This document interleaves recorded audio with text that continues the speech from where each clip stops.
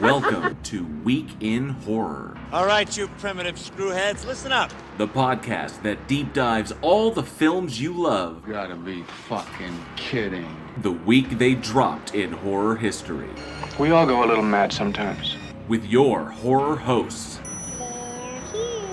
JL. When a shirtless Sam Elliott with no mustache takes out an alligator with an oar, that's the kind of movie I'm looking for.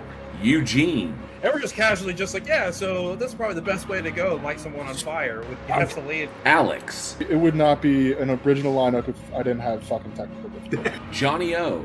Now, it's not in Amityville, or wherever, it's Amityville. And Aaron. They got manure to work with and nothing grew from it. News, trailers, trivia, special guests, and more. You're gonna need a bigger boat. Live show every Wednesday, 7 p.m. Central at youtube.com/weekinhorror. Welcome to prime time, bitch! And wherever you listen to podcasts. One by one, we will take you. Week in Horror. Stay scared.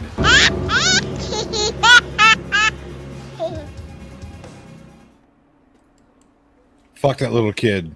welcome, horror fans. It is Wednesday, 7 p.m. Central Time. We're a little bit after. We're a few minutes after. But it means it's time for another episode of the Week in Horror podcast. The only podcast caught monologuing by the final girl.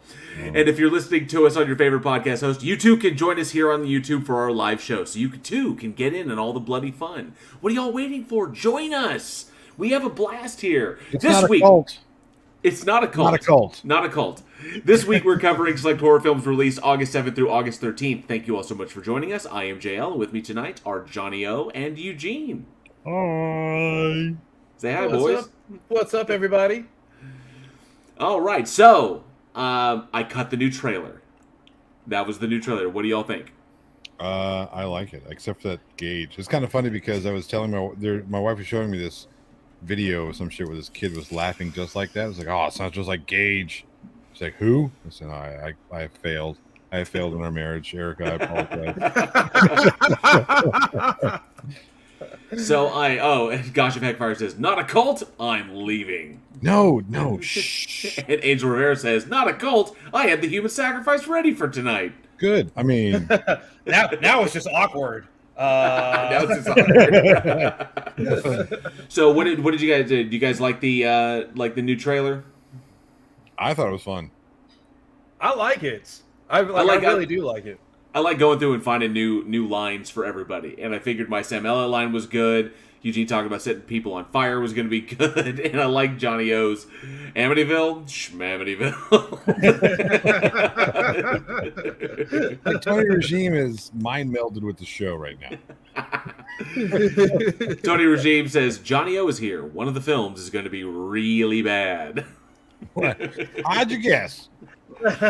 Well, I hope everybody out there in the live chat enjoyed the new trailer. I finished putting that together today. Hunting through episodes looking for lines is always a bit of a slog. I know that in radio they usually have teams that do this, and they're usually pulling stuff as an episode drops. They immediately grab interesting stuff to pull out of there. Yeah. But that's where producers come in handy. Right. Yes. So this is but I managed to finally pull it together and put some new stuff in there, recut it up a little bit, some new lines. I know you heard some Ash lines in there and try to have some fun with it. So I hope you all enjoyed the new trailer. So I also have, that's the first surprise I had because this is the first that Eugene and Johnny had seen it. And I have another surprise for y'all because this is going to blow your mind. Before we jump into it, before it gets too long, I want to say hi to everybody in the live chat. Real quick, and make sure that we get the banner up of all of our amazing patrons who help us to make this show. We thank you all very, very much. But I see Mr. Malord is in the house. Good to see you, Mr. Malord. Thank you so much for being here. It says first take. He's first. Take that, everyone. Yes, thank you, Mr. Malord. Anna Annie, one of our long-time supporters in the house. Good to see you, Anna Annie. Thank you so much for being here. We do appreciate it. Nurse Donnie Yawn says hi. Good to see you, Nurse Donnie Yawn. That's Donnie Dawn. Donnie Dawn. Yeah, Sorry, Donnie Dawn. my bad. Donnie Yawn. I still missed the second D. Okay. Thanks so much for being here. Appreciate it. Donnie does that as well. Good to see you, Donnie. Says, hey, everybody. Thank you so much for being here. Tony Regime, good to see you. And Travis Brown as well. Another more of our amazing supporters. We do appreciate it. Wrote it, no last names in the house. Gabba Gabba to you, sir. Says, just left the Iceland volcano live stream to come see you, assholes. Gabba Gabba. Well, we Boy, do I hope we appreciate don't it. disappoint. We're more exciting than a volcano. Right. Yeah. You don't have to stroke our ego like that. It's a volcano. I've been to Iceland. I wouldn't blame you. Yeah, definitely. I do appreciate it. Rodin Los Angeles says you can tell the quality of a 3D film by how many minutes into the how many minutes until the yo-yo or the juggler. It's absolutely true. It's like why necessary? Just get to the eye that we're looking for. Just get to that. Do we need the Smothers Brothers routine? No. Right. Angel Rivera, good to see you. Thank you so much for being here as well. We do appreciate it. Oh, and I just fucking showed my age there, didn't I? Yes, you did. You absolutely did. There's some old fuckers in the side chat that don't even know what the fuck I'm talking about. And yes, Rodin says you can tell the quality of a week in horror by how many minutes jail is late. And then Angel Rivera says that's because he has to mentally prepare to polish some turds. This is very true. This is very true. Chris Durham Music Channel's in the chat. Good to see you, Chris Durham. Says Phantom of the Opera. We're doing Andrew Lloyd Webber now. But Cindy Sue, who's also here, would like to say Phantom of the Opera was a story before ALW got a hold of it. That is true, and we're gonna. I think it's one of the cooler ones, to be perfectly honest. I'm sure that he knew. Definitely, he knew that. Yeah. Good to see you, Cindy Sue. Thanks for being here. I do appreciate it. And then I also see Dib Dib's in the house. Good to see you, Dib Dib. Thanks so much for being here, as well as Gosh of Heckfire. Says good evening, all you sillies. Good evening to you, Gosh of Heckfire. Still one of my favorite names on the internet. I absolutely love it. And then there's Sally Skellington. Says, we'll be listening. Good to have you lurking, Sally Skellington. Thanks so much for being here. Ida Pimp You to Ho. Says, hi, guys. Good to see you. Thanks so much for being here as well. Love having you. Charlie Welch, the only man on the internet you never make a bet with, is here. Good to see you, Charlie. So many of our amazing supporters, our amazing patrons, whose names are down there in that banner below, you see. Thanks so much for being here, Charlie. We do appreciate it. And then, of course, make sure I didn't miss nobody. I didn't. I got everybody. Yay! That's fantastic. I didn't hear NA, but, maybe... I did say NA, back at the very beginning. Travis says, everyone stop blasting at Andrew Lloyd Webber. I like Phantom of the Opera. I like the musical. It's one of my favorite ones. It is by and large one. I'm not really a singer on stage, but I have sung before, and one of my favorite productions is Phantom of the Opera. Why? Because it's in my range. So. Low and slow.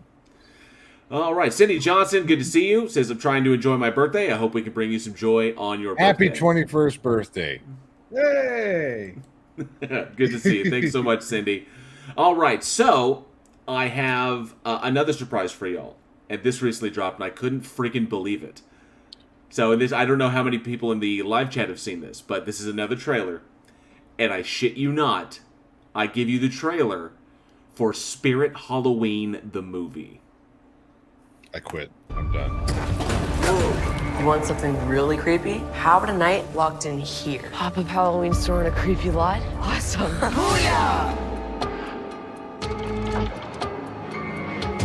Final notice. Spirit that can't let go of his life? Possibly someone who died here. Alec Windsor. We're doing something Saturday. The three of us, best holiday of the year, just like always. It'll be wicked.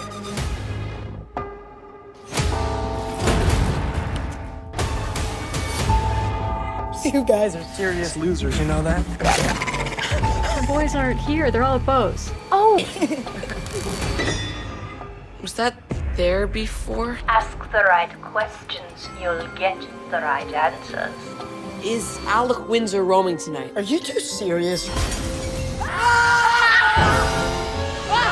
Hi. Oh my god, what's happening? The store is trying to kill us!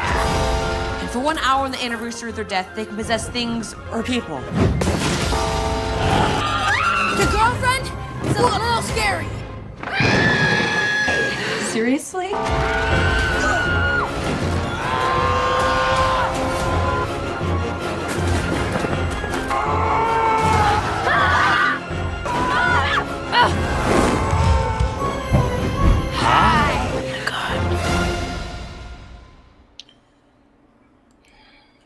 What a sad state of affairs we have come to when this is the kind of shit that Christopher Lloyd is doing. Christopher Lloyd and Rachel Lee Cook are both in this. I'm sure they did it because they're kids, you know, whatnot. I mean, this would be something fun for people with children and want to introduce them to, you know, zany horror. Yay! Yeah, it's definitely it's like a kid horror. It honestly it looks really fun. I wish it wasn't Spirit Halloween the store. I wish just some fake fictitious store. Right. But I think it's going to be one of those where you can get like the, you know, your 5, 6, 7-year-olds in front of the TV. It could be kind of a zany, wild time. Like, it doesn't look bad like this is going to be an awful movie. It just looks like a kid's movie. Right. Yeah. I have to agree with Brody, no last name, who basically just said it. Rebranded Goosebumps episode, and it had the entire feel of Goosebumps, like an old Goosebumps episode, or maybe Are You Afraid of the Dark, or something of that. Yeah, I want to say there is a Goosebumps episode that talks about kids who get locked in a like a shop, some shit like that, with creepy shit. It's not like a magic shop or some shit like that. Yeah, that's all it is. No, I mean, whatever, you know, it's something that's for the kids. I mean, it's not meant for grown adults. So, I see Clairview has arrived. Good to see you, Clairview. Thanks so much for being here. Appreciate it. As well as Nemo813. Thank you so much for being here. Good to see you. And NA says, that looked awful. Well, I have to agree with my co-host. I don't think that's made for, obviously, hardcore horror fans. I think it's made for it's made for kids. And it's to obviously promoting the store and everything. Because it was made in Spirit Halloween helped to produce that film. And so I you take them for what it is. It's kind of like the Goosebumps movie with Jack Black, you know, or the house with the clock in its walls. Is that this is intended for a younger audience? It's meant to be fun, and I'll probably check it out just for goofiness because I love Christopher Lloyd. I love Rachel Lee Cook is a like a '90s crush of mine. So ever since like She's All That and stuff like that. So. But yeah, I'm like, and it's not bad. It's not terrible, but I just Spirit Halloween. I just had to bring it up. For what it is, it looks it looks like it's going to be fun for the kids, right? I don't have a problem. Listen. We've reviewed way worse on this podcast. Way worse. Yes, we have. I will say this: it does speak to the production quality of things that you can get at Spirit Halloween, which is not too shabby. It's not the best. It's not, but I mean, I like when every Halloween I do my house up. I do the exterior of my house up to make it scary, so I can scare trick or treaters and shit like that. And it's an annual thing that I do every year. I have a massive collection, and the vast majority of my stuff comes from Spirit Halloween because it's relatively cheap. You can get like a mass amount of it, and then you can just set it up real quick, and you can have fun with it. I'm not going for like fucking. Oh shit! I totally lost his name. Not going for Guillermo del Toro here. I'm just going to scare some. One day we should do that. We should pick a house and GT that motherfucker up. That'd be fun. That would be fun. And the thing is, with Spirit Halloween, if you really know what you're doing, it's actually a great starting point because we actually got a lot of the stuff for Nail Gun from Spirit Halloween because you can order online all year, even though stores are only up to a certain part of time. So we got some prosthetics, and we got like the neck piece for the prosthetic head and some other stuff, all from Spirit Halloween. And then we had our makeup effects team throw extra blood and extra latex and all this other kind of stuff that really make it fancy. But it has a lot of great base plate stuff. Yeah. Rodinel's name says if you hunt, there's some decent props at Spirit. Yep. Yeah. So, and I see also, where'd he go? Surf is in the house. Good to see you, Surf. Thanks so much for being here. We do appreciate it. So, I thought that y'all would dig that. That's a couple of new things that, I wanted to show you. Yes, there is a Spirit Halloween movie coming out this year, and I'm seriously entertained. So, before we, it also got me thinking, there's so much new stuff coming out. This is going to be an exciting Halloween season. I'm looking forward to it. Is there any particular series coming out that either of you are looking forward to? Because I can kick it off. I think the new Predator, which comes out August 5th, is the biggest one I'm looking forward to because I like that Hulu is not giving too much away about it. They're running pretty much the same trailer over and over again, and they're not showing too much of what was shot, which gives me hope because if they kept changing and showing new stuff, it'd be like you're just showing all the cool stuff and the rest of it's going to be crap. But from what I understand, early reviews is that this thing is going to be fucking amazing. My fear is that they are showing all the best parts of it. See, I'm actually really excited about it because it's an interesting time period. I like the fact that it's going back into the past, and I felt like even as a whole, Native American horror is an interesting aspect to dive into because it's like the witch. It's that primitive America. Yeah, where you don't have that technology to rely on, and it can go back to at the same time go back to the roots of the original Predator, because even the original Predator takes place in present day.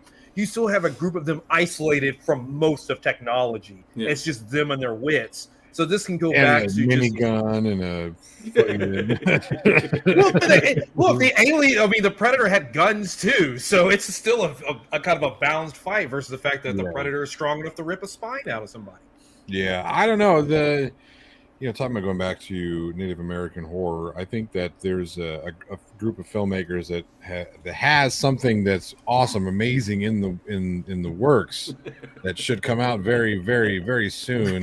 With the right producer of the executive type comes along, not naming names, but I like what that story is about because it actually dives into Native American horror, where this seems to take Native American horror and then juxtapose it with the Predator and then the sci-fi aspect. Element of it. Anything wrong with that? Anything upcoming y'all are looking forward to? Series or movie? Anything that you're just dying for? Don't say. I was going to say when I have 5 minutes a week to actually watch something. Yep.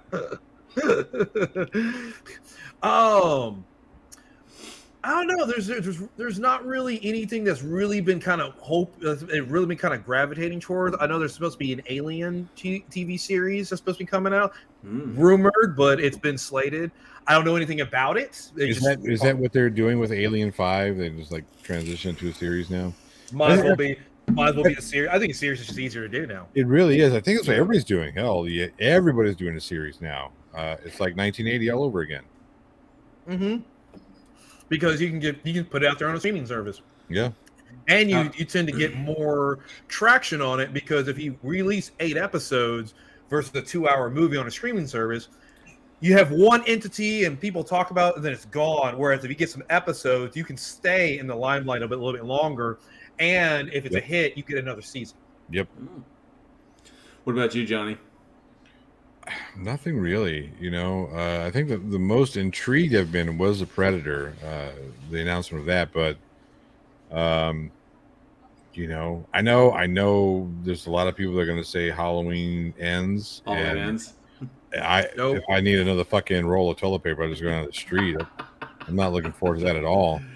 But yeah, I don't know. Nothing really. Maybe, just the Predator series. What about the new Del Toro episode, the Cabinet of Curiosities? That could be kind of interesting. I mean, obviously, I like because it's Del Toro. Yeah. It's just Del Toro in of itself, who, in terms of one of the best art directions, he's not an art director, but his production design is always phenomenal. Yeah. Right. Well, there's a bunch of stuff coming out, and a lot of things really just be excited for this fall. Once we get past the dump season, start getting into the heavy releases. I think it's gonna be a lot of stuff out there for people to enjoy, depending on whatever you happen to like. I actually am looking forward to Halloween Ends. That's just me. NA says, "What Predator? Please no. It looks pretty amazing. I'm going to reserve judgment. I'm gonna give it a go. I'm going to reserve judgment until it comes out. Just like I did with Halo. I watched the first episode, realized it was trash, and I never watched it again. So I will do the same with this. I will watch it and see if they can grab me. Diagnosis Horror is here. Good to see you, Diagnosis Horror. Says, I don't know, it really weirds me out to see Native Americans speaking English perfectly during a time when there is no reason for them to be speaking English. That is intriguing. That is interesting. Now, they could do something cool with it, where they start with their native language instead of having it be subtitled all the time. They then transition to it, just like similar to what they did in like Hunt for Red October or 13th Warrior. Yeah. So 60 Undiscovered Country. Yeah. So it could be something interesting like that, maybe. But everybody should do, especially it just makes more sense that way. And then of course Charlie Welch says Last of Us, Week in Horror. Last of Us is going to be awesome. I love the games. I don't know how I don't know. So, and I don't know enough about it in order to formulate an opinion. But if it's as good as the games, obviously it's going to be amazing. So, yeah, Travis Brown's Del Toro. Absolutely. Looking forward to that. Oh, Charlie Welch's Last of Us with Pedro Pascal is going to be awesome. Hopefully. I mean, that's interesting to me because of Pedro Pascal. He's a fucking fantastic actor. So, Rodinola's name says Predator should not be apocalyptica.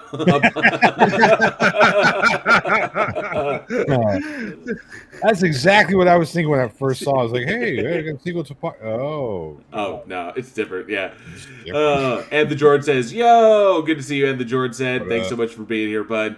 And Joshua Lee is here. Good to see you. Hello. Thanks so much. Another one of our amazing supporters. Thanks so much. Really appreciate it. Angel Rivera said the Resident Evil series started out on a good foot. I haven't watched this one yet. I haven't looked at it. I hear a lot of good things about it, but I hear some very vastly different than It's extremely divisive. You either really hate. In fact, I think the vast majority of the opinion coming out of Japan is that they really, really don't like it. That it's kind of skewed towards American audiences. But I found it. I liked it. I liked that they picked up threads from the games and they continued on from there. And I like they brought some new stuff in. And my problem is that it's a series. So where we're used to movies, like we've had 8 Resident Evil films, 7 from Mila Jovovich, and then we got the new Raccoons. Welcome to Raccoon City. Don't exist. And so we've got 8 movies, so people are used to getting the Resident Evil in movie form. In episode form, you have to. The biggest hurdle with episodes, you have to drag out your exposition a bit. You have to be able to fill the time slot. So each episode is an hour, and that you don't have that many plot points to drop. You've got to really draw it out. That's why they added in the drama of between the two girls, between the sisters, the drama between the sisters and the father, the drama between the father and the executives at Umbrella, and all of the little plot threads. They have to fill all these things out in order to fill up those time slots for a full, I think it is 8 episodes for an 8-episode order. So I can get that, and a lot of people said it felt really slow. But I thought it was a nice change of pace. That's just me. Now, I did want to bring up something that's really interesting, just because on the movie front, even though it doesn't apply to horror, this is a huge thing, because this is something that pretty much never happens. So Warner Brothers, there was supposed to be a new film called Batgirl that came out with a $90 million price tag. Wow. Warner Brothers shelved it. They made it for $90 million. Completed it. Hey, this looks like it would go nice right next to my Kiss snow globe. and so the reason I just bring it up just for a little bit, because people shelve small independent films and all this other kind of stuff, or they shoot, get a couple dailies, and go, no, never mind, and cancel. That stuff happens, and most of the time you never even hear about it. It's just rare that you have something that's already shot, already edited, already went through that fucking price tag. Right. For that price tag, because that basically means that Warner Brothers just ate $90 million. And that doesn't include anything that had slated for marketing. So if they had any kind of trailers, posters, graphic designs, anything like that, that's on top of that cost. So it could actually be close to $100 million. And we can't even get 250. Done. Just never mind. That's wild. That's essentially that's almost what kind of happened with the third Collector film. With the collection, because there was the Collector, then there was the Collection, then there was going to be a third film called The Collected, and they started shooting it up in Canada, and I think they got 3 days into production when they got hit by COVID, shut them down. So COVID shut them down. Everybody had to leave like that, so everything kind of like froze. And then by the time they were able to get back, apparently things had fallen through. The producers had backed out, and they'd shot footage. They had footage done, but by the time they got back to where they needed to be shooting, a lot of the props had gone missing, and it was just so they apparently everything that we have for the collection right now for the third and the collector franchise has been completely shelved, and the Dunstan and Melton may not return to it. So, which was a real bummer when I found that out.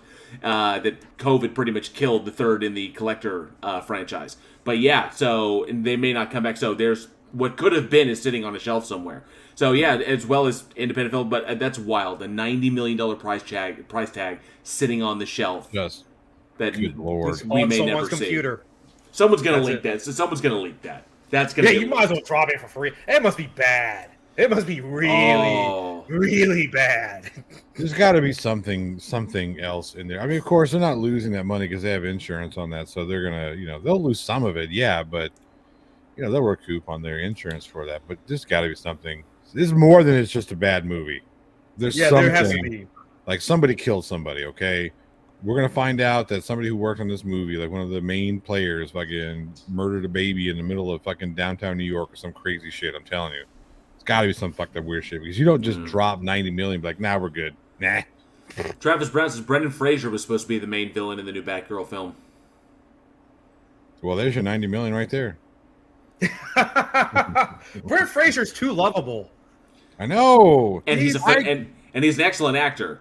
Yeah. I mean, I love everything he's done. I mean, he could be a creepy villain. Just look at him in The Passion of Darkly Noon. He was fucking creepy as shit. Yeah, that's true. I like Brendan Fraser, and I'm all aboard the Brendan Fraser Renaissance. I'm on that train. So that's just too soon. Oh, that's too soon, Charlie. Oh no, Charlie. We're not reading that. Way too soon. Too soon. Travis Brown says we could have gotten a Popeye film from Sony, but they gave us the Emoji Movie. Yeah, there's not a lot of smart decisions being made at the top. We can say that. Just kind of like, why are you doing this? Yes. All right. Well, we've got some movies to jump into tonight, and some interesting ones. I will say this. I like that the vast majority of them. I like that like 3 of them were free. Were accessible. But Johnny, what do we have up first? All right, up first, I believe this is an Italian horror film called Caltiki, the Immortal Monster, debuting in 1959. There you go. I was waiting for your cue. Ages ago, in a long-lost part of the world, the Mayans worshipped a terrifying goddess. To her, men offered their strength and their devotion. Women offered the beauty of their bodies.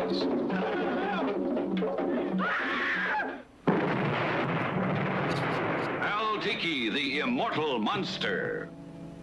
Today, courageous adventurers, dedicated scientists of both sexes, begin the exploration of recently discovered caverns, buried in the very womb of the earth.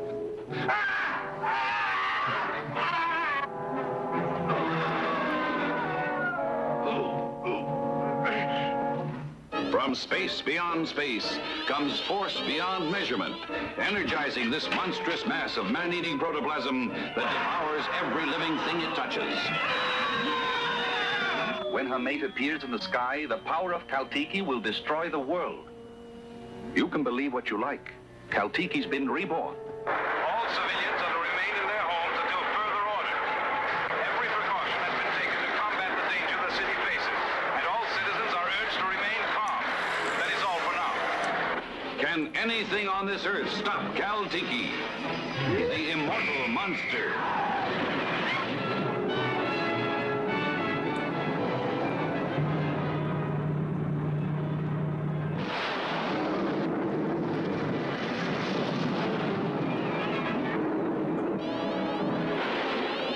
I like how they're just throwing buzzwords out now.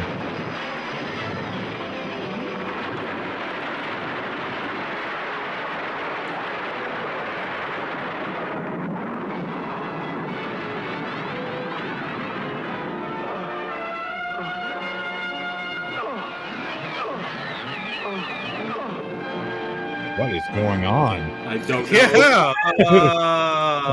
Yeah. Sorry, kids. We have to cut that one short. My goodness. All I kept hearing, though, was beware of the... Oh, sorry. Oh, yeah. All right. Caltiki, the Immortal Monster is an Italian 1959 black and white science fiction horror film. It is not The Blob, somehow. Directed by Riccardo, is it Frida? Let's see here. It's starring John. I can't read this name. You gave me the Eugene stuff. That's cool. I like that. Miravalli, Dito Perego, Jared Herter, and I can't read that last one. I'm Giacomo Rossi Stewart. There it is. I can't freaking see. That's my problem. I can't see. Anyway, as you can tell, it is a movie about scientists of both sexes going down into the pit of, I think is it Aztec or Incan? Mayan. Mayan, there it is. Mayan catacombs to study Caltiki, the immortal monster. And it's not the blob that has come to terrorize the town of... Good Lord, it's just so bad. Joshua Lee says, Italian, 70s, mustaches, weird music. It was 50s, but whatever. That's right, 50s, yeah. Okay. Okay, look. Before we shit on this, I'm just I'm not necessarily going to shit on the movie. Okay, I am.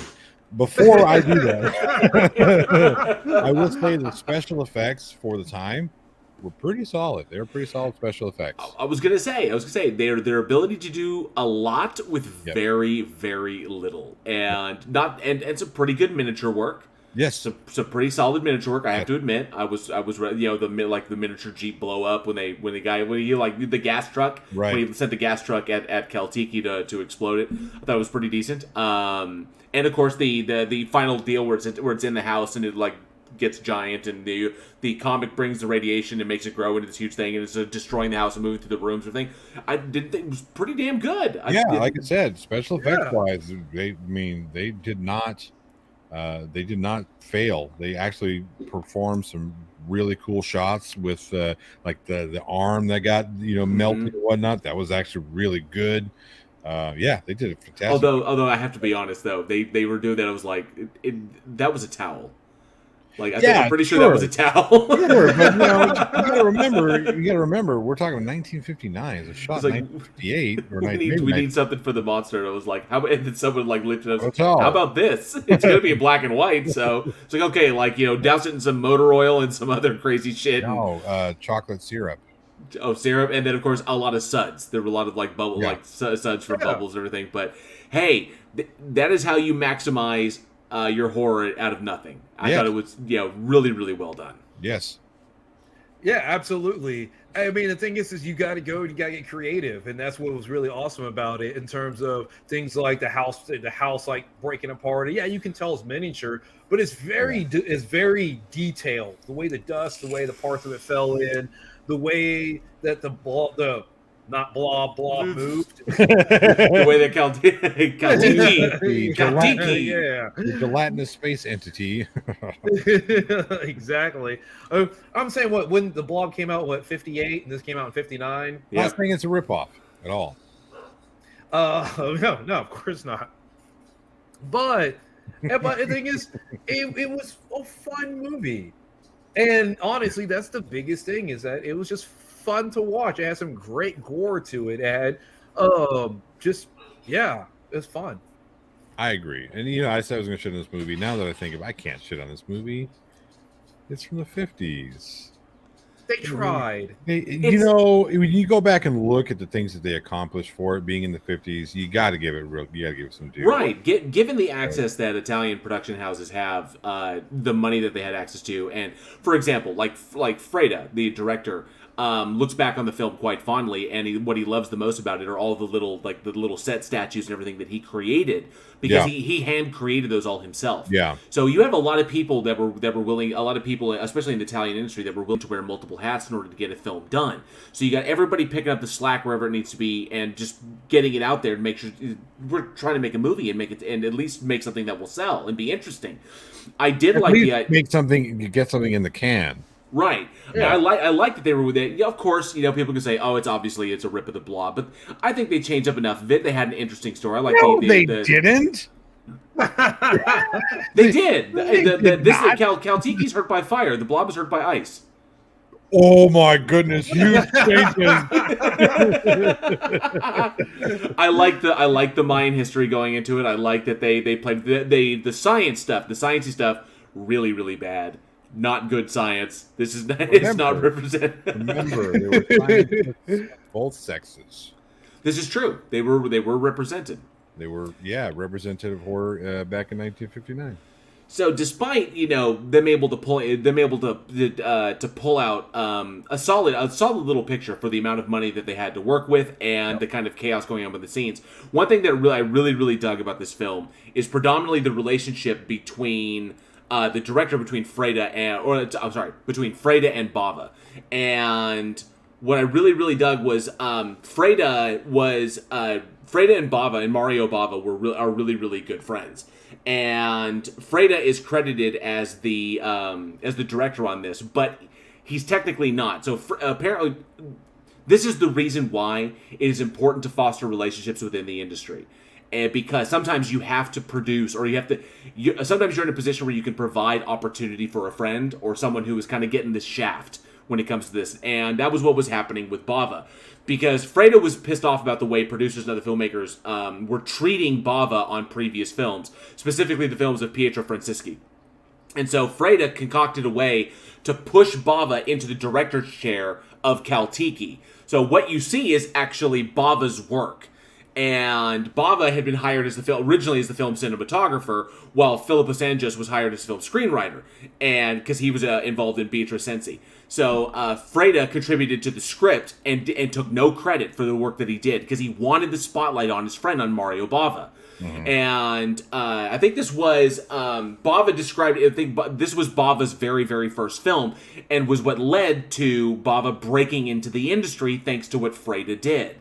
And this is why it is important, because sometimes studios get a little too short-sighted, or the moneymakers get a little too short-sighted, or sometimes, you fall into a role that you're really good at, and that's all people want from you. And so they say, well, I have this. It's like, nope, we don't want that. We just want this because you're good at that, and we can use that. But if it takes friends to recognize that you've got talent in other places, you've got ideas, you've got vision. And sometimes we have to stick up for ourselves, or we have to stick up for each other, I mean, that's very true, because a lot of times moneymakers only see the one thing, and they'll keep hiring you. This happens a lot with directors. You wonder, well, how come directors are constantly doing the same type of movies? You have some of them, that's just what they like to do. The Christopher Nolan, Quentin Tarantino's, those people, that's just a style of movies they like to do. But you'll get a lot of them that names you don't even know, and it's like, consistently keep doing, because that's exactly what they keep. We have directors like Peter Berg, you have directors like Luke Benson. It's the same style of movies every time, and they're not going to really get a chance to go outside of that, because that's what they're going to hire. You're a great director for the Fast and Furious. Justin Lin, you're a great director for Fast and Furious. They're not going to hire him to do a rom-com. Right. They're just, no matter how much he may like to, no matter how much he may want to do one, he's just not going to get it. So being able to get your friends opportunities to venture outside of what they normally do, because once you prove you're versatile, then everything opens up, because then Christopher Nolan can do whatever he wants. So he can do a sci-fi. If he wants to do a rom-com, he's going to get funding for a rom-com. And it's going to be the most cinematic and best scored rom-com ever. Oh, yeah. I would watch. I'm not a huge fan of rom-coms, and I would be their opening night. I would, just because. Now, I did look up, we're talking about return. We always talk about ROI, right? Return on investment, yep. 94.15 million lyre is what this movie made. Do you know how much that is in United States dollars? How much adjusted for inflation and for what's the adjusted for conversion and inflation? I'm just going straight conversion. 94.15 million lyra to USD is a large number. Is 114,407,784.75. Wow. So it made some money. It made money. That is correct. And that's another thing. If you're able to get outside of your normal thing, you make something and it hits and it makes a lot of money.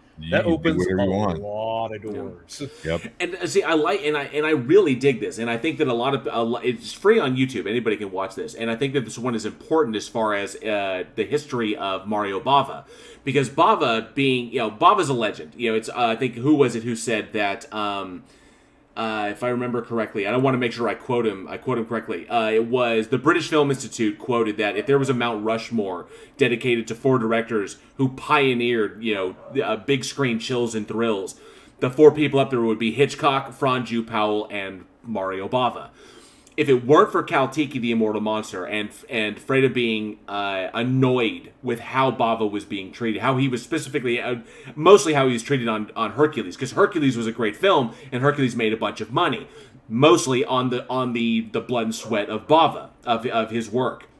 And so if he hadn't given the opportunity to do this, then we wouldn't have. Then Bava came in and revolutionized it. You're talking movies like The Whip and the Body and Blood and Black Lace, Planet of the Vampires, fucking Lisa and the Devil, Rabid Dogs. His entire filmography literally changed the landscape of Italian horror, and he would never have gotten that opportunity had his friend been like, yo, my dude is getting the short end of the fucking stick here. And he used kind of like, he's like, yeah, bring him on a cinematographer, he'll do the thing. He's like, and he kind of did the kind of the reverse Tobe Hooper and Steven Spielberg deal, where he's kind of like, oh, yeah, nope, it's Steven Spielberg's film. Yeah. His reference to Poltergeist, though. And that's right. On top of that, is you surround yourself with talented people, with people who work hard, because Frida had to believe that he was good, which means that obviously they've worked together before. They know each other's work ethic. They know how they probably sat and hung out constantly talking about movies, going over past sets that they've been on, and to establish that relationship so that they believe in each other. Because it's like, no, you are good. Yeah. You just need the opportunity. Think about that. Eugene and I worked together a lot because of one set that we worked on where we kind of cemented a good working relationship. We know that we can make fun of each other, but it's all in good fun. At the end of the day, if Eugene says, hey, I need this, he knows that I'll do that, and vice versa. You know what I mean? So it's important to have those type of people, that you believe in, that you can work with. I mean, there's a reason why you get certain people like who Kevin Smith has he's got his cinematographer. That and his producer Scott Mosier, him and Scott Mosier, yeah. Right, they worked because they have a working relationship where it's mutual respect, and they know how to speak to each other. It's a familiarity. So, like Patrick Melton and Marcus Dunstan, right? From the Saw films on it, and them working together, right? Right. Having those people to be able to say, hey Eugene, I need these shots when you're on set for that edit, and knowing that those shots are going to come back. That type of trust that you can build with these people is going to get you places. Makes things easier too. Definitely. When you're in lockstep with as many people on set as possible. And it's so rare to happen today, because typically you get this kind of camaraderie going into the industry, and typically the kind of camaraderie that develops, it doesn't really develop while you're in the industry. Like, 2 people typically don't find each other in the industry and then build each other up from there, because it's hard, because you're jumping from project to project to project. You meet so many different people. It takes those opportunities of working together multiple times, and very similar. I'm sorry, something in the live chat caught me. So for them to find each other and be able to work enough together in order to develop this was really, really special. Because you didn't meet until they were both professionals in the gig. So it's something really, really special, and it's something that I wish we saw more of, because nowadays people really, really don't. Because nowadays you put somebody else forward. The way I've seen it, this maybe I'm cynical in this, but nowadays you're on a particular movie, you're making a movie, whatever position you happen to be in. If you put someone's name forward, then you risk your own credibility and your own bankability if that person doesn't work out. And unless you're Steven Spielberg, then you can say, "Hey." Right, unless you've cultivated, it's like I have an eye for talent, or I have an eye for skill, then I can put this person forward. Oh, you've got the go ahead from this name, so you're guaranteed. But putting people forward to something and then suddenly falling forward, then the people are not going to trust your judgment anymore. You lose your own bankability, and people today just really aren't willing to take that risk as often as I think they should, because there is a lot of talent out there. Well, it's not people; it's the money folk. Yeah, it's the money folks that do it. Yeah. And like I that's said, what, go ahead. and that's why it really helps if you have a team that you grow up with, like, together. When you come in, one of the great examples is a director. I have to make sure I look his name. I'm going to butcher his name anyway, but it's Alejandro G. Enuti, who directed The Revenant. So he always has his cinematographer. Just about every single time, his cinematographer is Emmanuel Lubitsky on it. They grew up, got an industry together, and Emmanuel Lubitsky. They worked on Gravity together. They worked on The Revenant together. They worked on, I want to say Children of Men together. And the fact that they've both given each other Oscars, by the way, because Emmanuel got 3 Oscars back to back for Best Cinematography on it. They're able to work together. They already know they know how each other's work. They trust each other, and they're willing to risk each other's names for that, and which is now they've been able to go off in different directions. They still keep in contact, but off in different directions to work on big stuff also. But to get that team and to really rise up together is amazing. Definitely. Yep. And I thought that was important. Yeah, Caltiki was a bit more important than a lot of people give it credit for, because it essentially gave us Mario Bava and allowed us to see a transformation in the face of Italian horror cinema. I thought that was really, really cool. A little bit of history there on that. I think a lot of people, and when you go back and watch it, if you're familiar with Bava's body of work, you'll see all the little things that Bava usually does. You'll see his work, cinematography wise, but you'll see all the little directorial notes, and you'll see it's like, oh, I recognize this. Every director has their signature things that they love to do on camera. They love to, there's something that I like to shoot it this way, I like to shoot it that way. You'll see all those little hints in Caltiki of what would eventually become Bava's signature style. Mm-hmm. So I thought it was really, really neat in that respect. A good example of what we as filmmakers should strive for, what the industry should strive for. Unfortunately, sometimes just sadly money gets in the way. And it doesn't surprise me you brought it up. This is totally a switch. That you brought up. It cost $110 million US. Technically today, that's not cost. That's how much they made. Oh, it's how much they made. Yeah. I don't know how much how much it cost to make that. Well, it was, what was the budget on that? Sandwich. It doesn't actually say. Just one. But it's impressive. But you have to admit, those flamethrower lineup. I couldn't. Do you think that those were stock? Those were stock footage. Those were like footage taken. I don't know if they had a whole lot of stock footage at the time, because we're still early in some. We're only 20 years into modern cinema. I don't know if they really had a whole lot of stock footage at the time. Because those are the legit flame units that they were using. Yeah. I was impressed. There was no safety back then. It was like, fucking light that shit on fire. That's what I was fixing to say. You also have to think back. First of all, flamethrowers aren't that expensive. I've already looked into it just in case. Flamethrowers aren't that expensive. You can get a good flamethrower for honestly $600-700. So, and it's probably cheaper to get one back then. And if you want to know, do not shut us down. He is talking like for but production. Just for film wise. And so going back into, you can get one cheap, and this is a non-union probably is. I don't think the union existed back then. Well, not in Italy at the time. And then you just go. So it's probably not as expensive as we think to get a flamethrower, as opposed to today. Yeah. Where you have to put in paperwork and fire safety and all this other kind of stuff. So Diagnosis Horror said, personally, I would like to see crowdfunding in the horror industry gain more ground. Unfortunately, too many people who had no clue what they were doing got money and made poo, which has affected the confidence that the consumer has in crowdfunding. And that's why I've typically seen nowadays the vast majority of crowdfunding. This is such a fucking deja vu, Johnny, because we had this conversation. But I've typically seen that crowdfunding is utilized for post-production most, because to get people to put money forward for a campaign, they want to see that you have something solid first. And what do you have to show them? Obviously, the movie, or at least sections of the movie, or something solid. And then once they say, oh, okay, great, let's put it forward for post-production so they can get the damn thing done.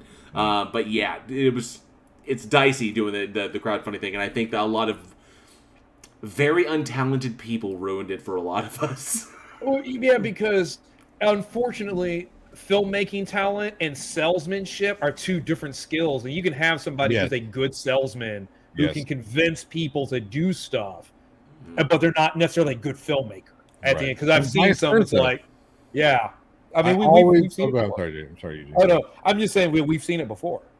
Yes, and I always hit the Robin Williams film where I forget what the name of it is, but where it was billed like when you even right now you go pull up the trailer for it and it's billed like it's a comedy, like it's a super funny movie, and it's not.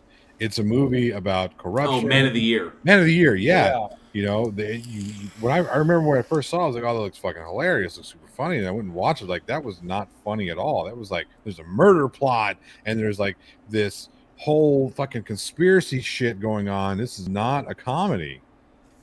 And it's just billed because, well, Robin Williams, we need to sell it like a comedy. And that's where that movie failed. I think if they would have pitched that movie correctly, people would like more receptive to it. And I think that's what happens a lot with this shit. We get four guys together, make a great movie, and because the ad campaign around it is terrible, nobody fucking watches it. Right. Yeah, or no one donates to it because they could have a good script and know what they're doing, but their campaign was set up wrong, or they released it at the wrong time, right? Or there's a whole other reason that people don't donate to it. Right. Rodney Ellis Ames said the Caltiki budget was 5 million lira. Good lord, they made a fucking killing on that movie. Yeah. Pretty boss. Mario Bava. Speaking of boss movies, I want to ask the audience a question. Caltiki. Now, so the question that JL wants me to ask was Caltiki a ripoff of the Blob? That's not the question I'm going to ask you.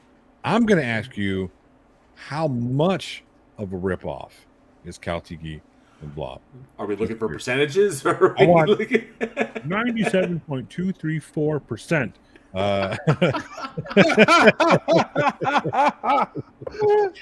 know weekinhorror@gmail.com in the comment section or the side chat. We're curious.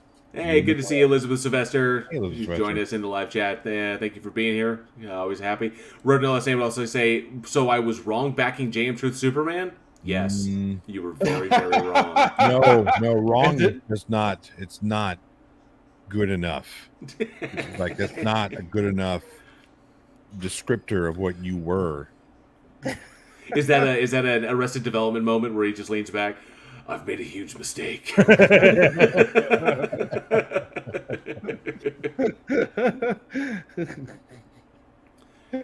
Oh, Josh Lee says, how many years between the two movies? Blob came out in 1958. Caltiki came out in 59. I think like 4 months, I want to say. It was very, very close. It was very, very tight. Not a lot of room in there. Let's see. The Blob came out when? What month? Rodney Ellis Ames says, structurally, yeah, but Caltiki is Italian for different enough. I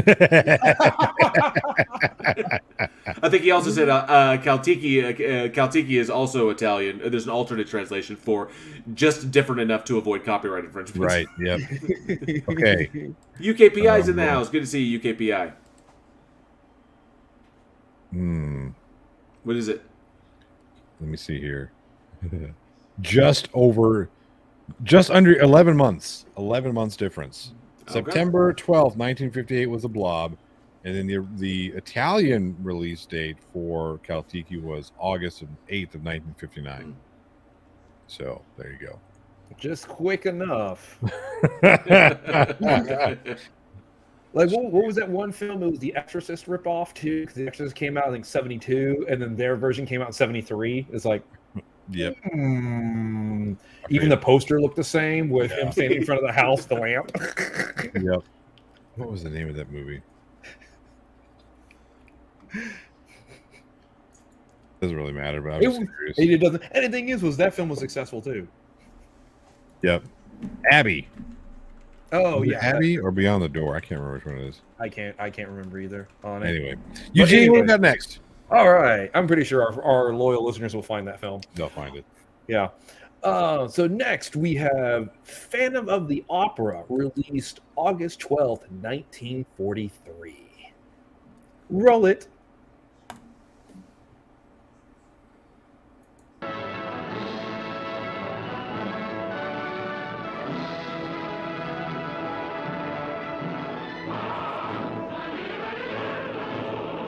Love the ad from the old 50s.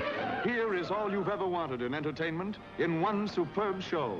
Here is matchless story, suspenseful, terrifying, never so thrillingly presented.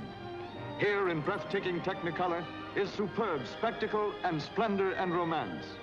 Here is a chorus of 100 voices, a ballet of 100 dancers, a cast of 1,000, starring Nelson Eddy in his most vigorous performance, lovely Susanna Foster, and Claude Rains in the most coveted role of the year as the Phantom of the Opera.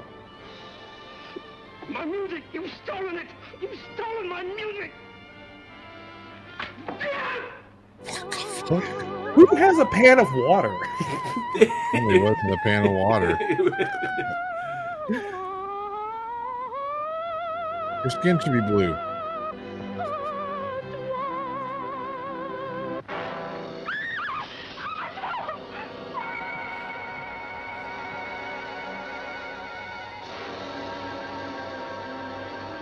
He'd be at that for fucking years. It's a hell of a bullet.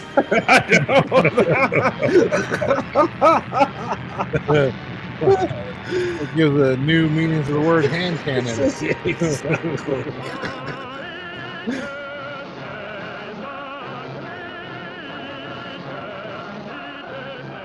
She doesn't know where to look. I was gonna say. Looking like fucking Stevie Wonder.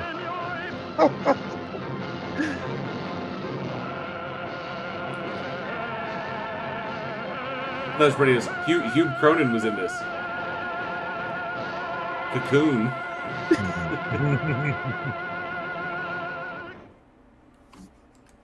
Well, that's a movie.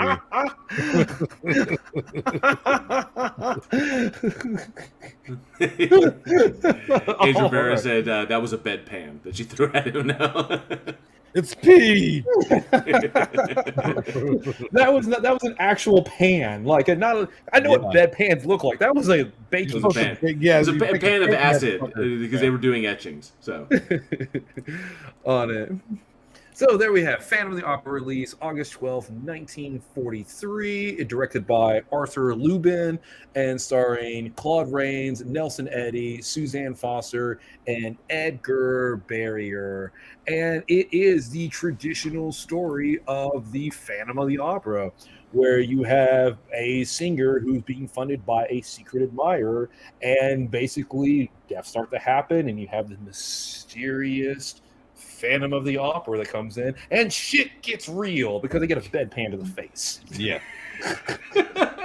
Bedpan of pee. Bedpan to the face.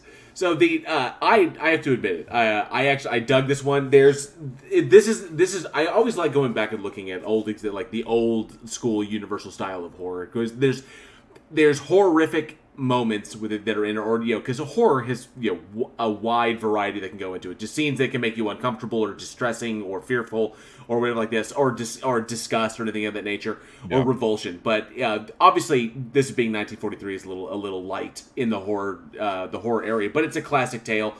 That pulls from the Lon Chaney film, from the earlier Lon Chaney film in the I think it was 1934, 1933 or 1934.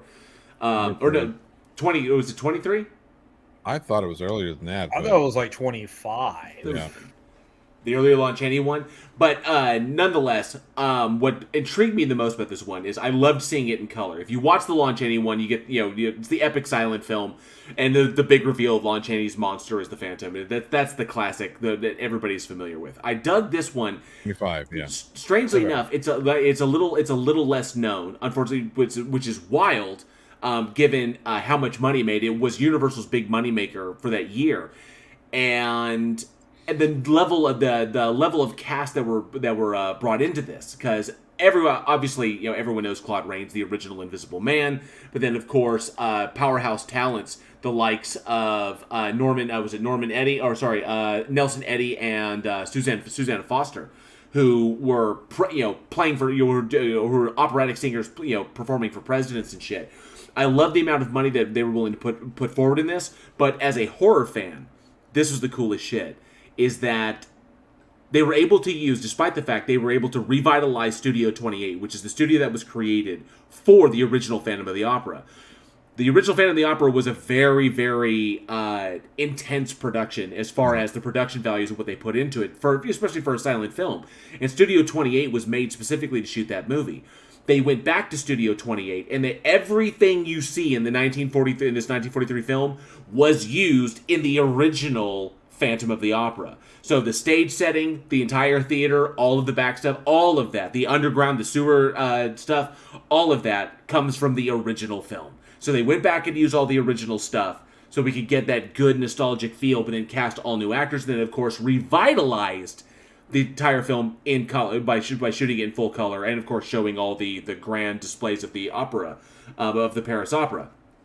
And I wish this one got more attention than it usually does, because this is a great example of how horror can be, how horror is the genre that inevitably ends up getting used in order to test the waters of certain things. And bringing this whole thing out in color brought attention to the story and made it hot, which is why it was Universal's biggest seller of the year. I feel like horror film used to get more respect back in the 20s and 30s and 40s than it does now. I think the 70s, the movement to 70s slasher really tarnished horror films. But back to what you're talking about, yeah, it does seem that horror films do like catch the brunt of experimentation, because they're just like nowadays, especially because they're just expected to either fail or be for a niche audience, so they can test it with that niche audience and say, hey, they liked it in this instance, and maybe we can use it over here. Because what was it? We've had how many? There was a 3D movement in what, the 80s, and then it went away for the longest time. No, there was one in the 50s too. It was very brief. Then the 80s, and then again in the 2010s. Yeah. And it always seems, I guess with the exception of 3D, because who was the first 3D film in the 2010s? Was that Cameron, or did he just say he was going to do Avatar 3D and everybody else did it, and then he put Avatar out after? I can't remember, but it's kind of a scary thing, big giant blue things flying around. Yeah, no, it does definitely seems that, why not use the horror as the Mikey of all film? Well, also, you think about the time period in terms of experimental. In 1943, independent films really didn't exist because of the amount of cost of film stock. So every film was expensive to make. So only legit studios could really make any film, period, at all whatsoever. And it really wasn't until you started getting to the late 60s and 70s, you started getting independent. It was kind of getting cheaper and cheaper to make film. And then once digital cameras came out, it became really cheap to make a film on that. And most of those people started gravitating towards horror. So when you have 20 good horror films come out in a year and 100 bad ones year after year after year, people odds are you're going to see more bad ones than you are good ones. So it hurts that image of horror just in general. Yep. And I dig this one. I thought it was a lot of fun, and seeing it in color, and this would have been the first time the Phantom of the Opera story was told in color. Respect, and being the only other opportunity, or the only thing that juxtaposed it against before that was obviously the black and white silent film with Lon Chaney, that pretty much cemented him as a legend in as one of the classic monsters. It's definitely two different stories. It feels like two different things, because one being silent, it's supposed to be set in an opera house and it's silent, and then of course this one you get the full effect of being in there. I really I can see why people might gravitate away from this particular one, because there's something about the black and white that really sold it. Not to mention the black and white makes Lon Chaney's monster makes his Phantom look phenomenal. Yeah. But, I've seen the colorized images and it just doesn't pop like the black and white does. There's something. That's why I never like when they come out with a remastered and color versions of any of the old black and white shit, because it just does not look good. It'd be like weird seeing Nosferatu in colorized. That would be strange. A, there's not enough information there to really get good depth of field and nice solid color and whatnot. And B, You guys are. I know Eugene is familiar. You, Dale, you're probably familiar too with the coloring process of yesteryear. Mhm. It's not like it is now, where I get on a fucking editing machine and I could dial in 17 different styles of color. No, these motherfuckers back then used to like ink that shit. You know what I mean? They were they were dropping ink on stock. So, yeah, man. You can't, and plus on top of that, like a lot of filmmakers back then, like Nosferatu, you colored your props and your setting based on how it would show up on black and white. It wasn't like, hey, this was the color we really want, and it just happens to be black and white. So we're like, okay, we're going to use green because it's going to show up in this shade of gray. Right. And so that way you can get that kind of art direction. You can get these multi-dimensional sets because all these things are different shades of gray. Right. Not 50. And that just goes to show, and I think a film like this goes to show the strength of the horror genre, why the horror genre is always so amazing. Oh, Roden Ellison brings up Night of the Living Dead would be terrible if it were colorized. And Didn't they make a colorized version of it? I think there might have been. There might have been a colorized release. It was horrible. But this goes to show the strength of the horror genre. Why I love it, and one of the reasons why I love it so much is because horror becomes the kind of proving ground for new stuff coming up. It's like colorizing old stuff, like taking old stories and then shooting them full Technicolor, or something as simple as that, to trying out new camera tricks, trying out new effects, trying to do cool stuff on usually in camera at the time. That horror becomes the stomping grounds for that. And then it gets, if it comes out well in the horror genre, then we can use it for everything else. Because horror is typically cheap. You can tell a pretty easy story, and you can take those risks of doing interesting and weird things. Like one of the best examples is using the thermal camera stuff in Wolfen, which then, because it looked good in that and it worked so well, McTiernan picked it up for McTiernan picked it up for Predator, and made it infamous. So I like that it's evidence that the horror genre is always going to be innovating technology. Right, So because it's always going to be the first and foremost. You can always excuse it as, well, they were trying to do this to be scary, right? Right. You can always excuse that way, whether it works. If it doesn't work, they're going to be like, well, look, it may not have worked, but we understand what they were doing. Versus if this is like a Tom Hanks, Meg Ryan thing, and they've got this weird, fucking heat-seeing camera shit, like, why the fuck is this here? This makes no goddamn sense whatsoever. So, yeah, you want to use, it's kind of cool to use horror in that way, because it allows, there's more room for error, I guess is what I'm trying to say. Mm-hmm. And it's because horror is the largest genre, because you can have straight up scary audience to all the way to funny horror films. Just this huge variety. It's easy to experiment versus something like a Western, something like a rom-com, where rom-coms have a strict thing that you have to follow. Westerns have a strict formula that you have to follow. Well, horror, you can have a clown fight an alien, fight the army in like medieval times. Right. And we're like, cool. Yeah, exactly. Well, that's not supposed to make sense because it's a scary movie. I do want to point out one thing, though. People talking about horror. Phantom of the Opera is not really a horror story, right? This is a tragedy, but it's not meant. Like, it wasn't originally put together as a horror story. I think predominantly that's what Andrew Lloyd Webber focused on, is that it's a tragic love story, right? Instead of the horror story that Universal put out originally. Yeah, right.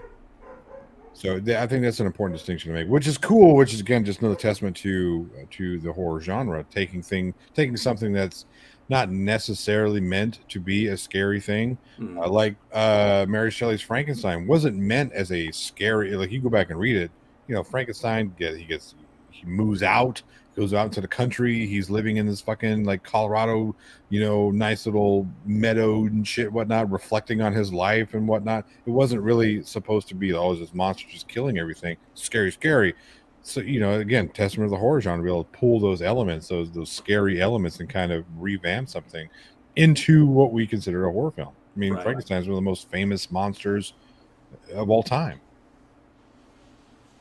Very, very true on that. And I'm kind of curious, just because of the time period, because it came out 43, you have World War II, huge underway at this point, whether a lot of horror films or did well during this time period or not. I legitimately I don't know, because I do during certain times, especially what's going on in history. Sometimes people want to see more of it, and sometimes people want to stay kind of like away from it. It's like, man, we already got horrific stuff going on overseas. I want to come back to something fun, because I know musicals kind of had a huge revival during World War II in the 40s, because they want that escapism from what's really going on. Mm-hmm.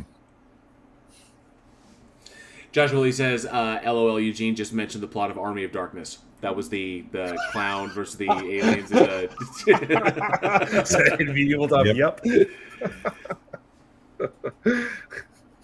But it works because it's Bruce Campbell, and it's Bruce Campbell.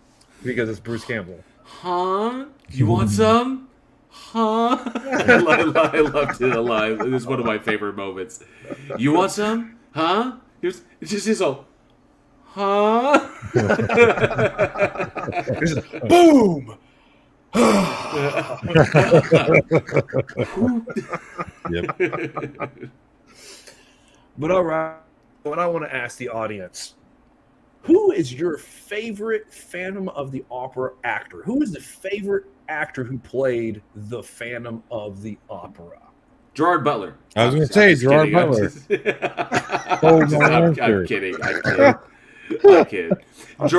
Jerry Butler was not bad. He was not bad in that movie. I enjoyed it. I like Gerard Butler, Emmy Rossum, Patrick Wilson, a young babyface Patrick Wilson, and of course a number of phenomenal actors that were in that. And Minnie Driver. Yeah. And I enjoy that one. But my favorite's got to be Lon Chaney. I love Legend.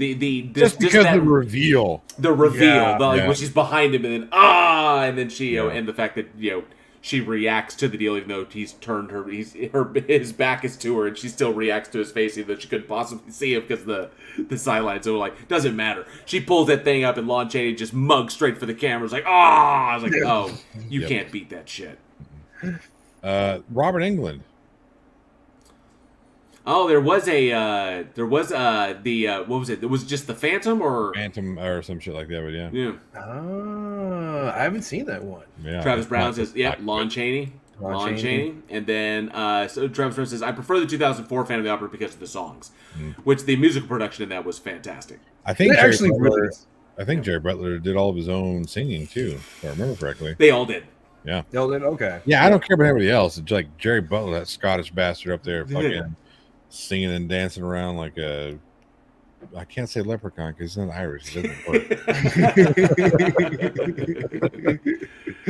But definitely let us know who was your favorite Phantom of the Opera actor, the one who played the role. Claude Rains wasn't bad, but I got to give it to Lon Chaney. Yeah. I prefer my Claude Rains Invisible, not because I don't like looking at him, but because he was phenomenal as he was phenomenal as the Invisible Man. I thought he was great. He emotes really well as the Invisible Man. Yeah. Tony Regime says Billy Zane. Wrong Phantom.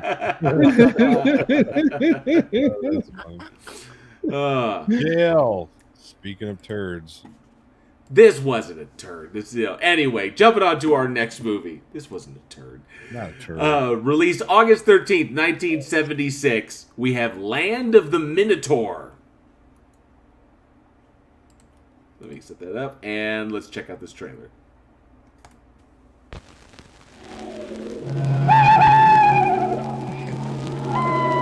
Come with us, if you dare, on a terrifying journey through cells of madness, haunts of horror and fear. Come with us to this forsaken monument of crumbling stones which echoes the desolate cries of the damned. Descend with us to the forbidden chambers of the ancient pagan gods of wrath, where the devil's men perform the secret rites of the land of the Minotaur.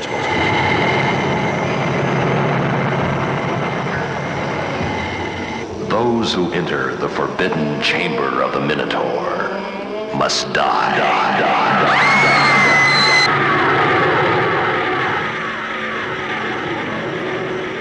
The land of the Minotaur. Donald Pleasance as the Man of God, who defies the dark and sinister powers that curse this land and all who venture into it.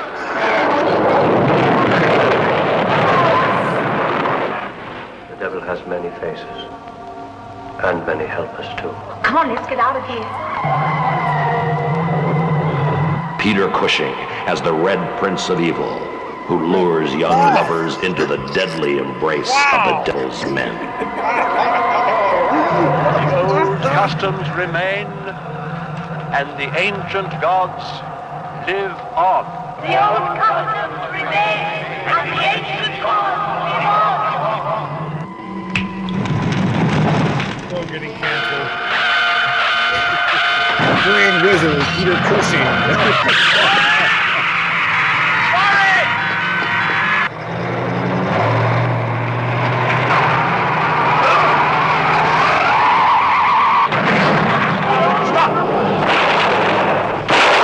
Bullets cannot stop them. No earthly power can stop them.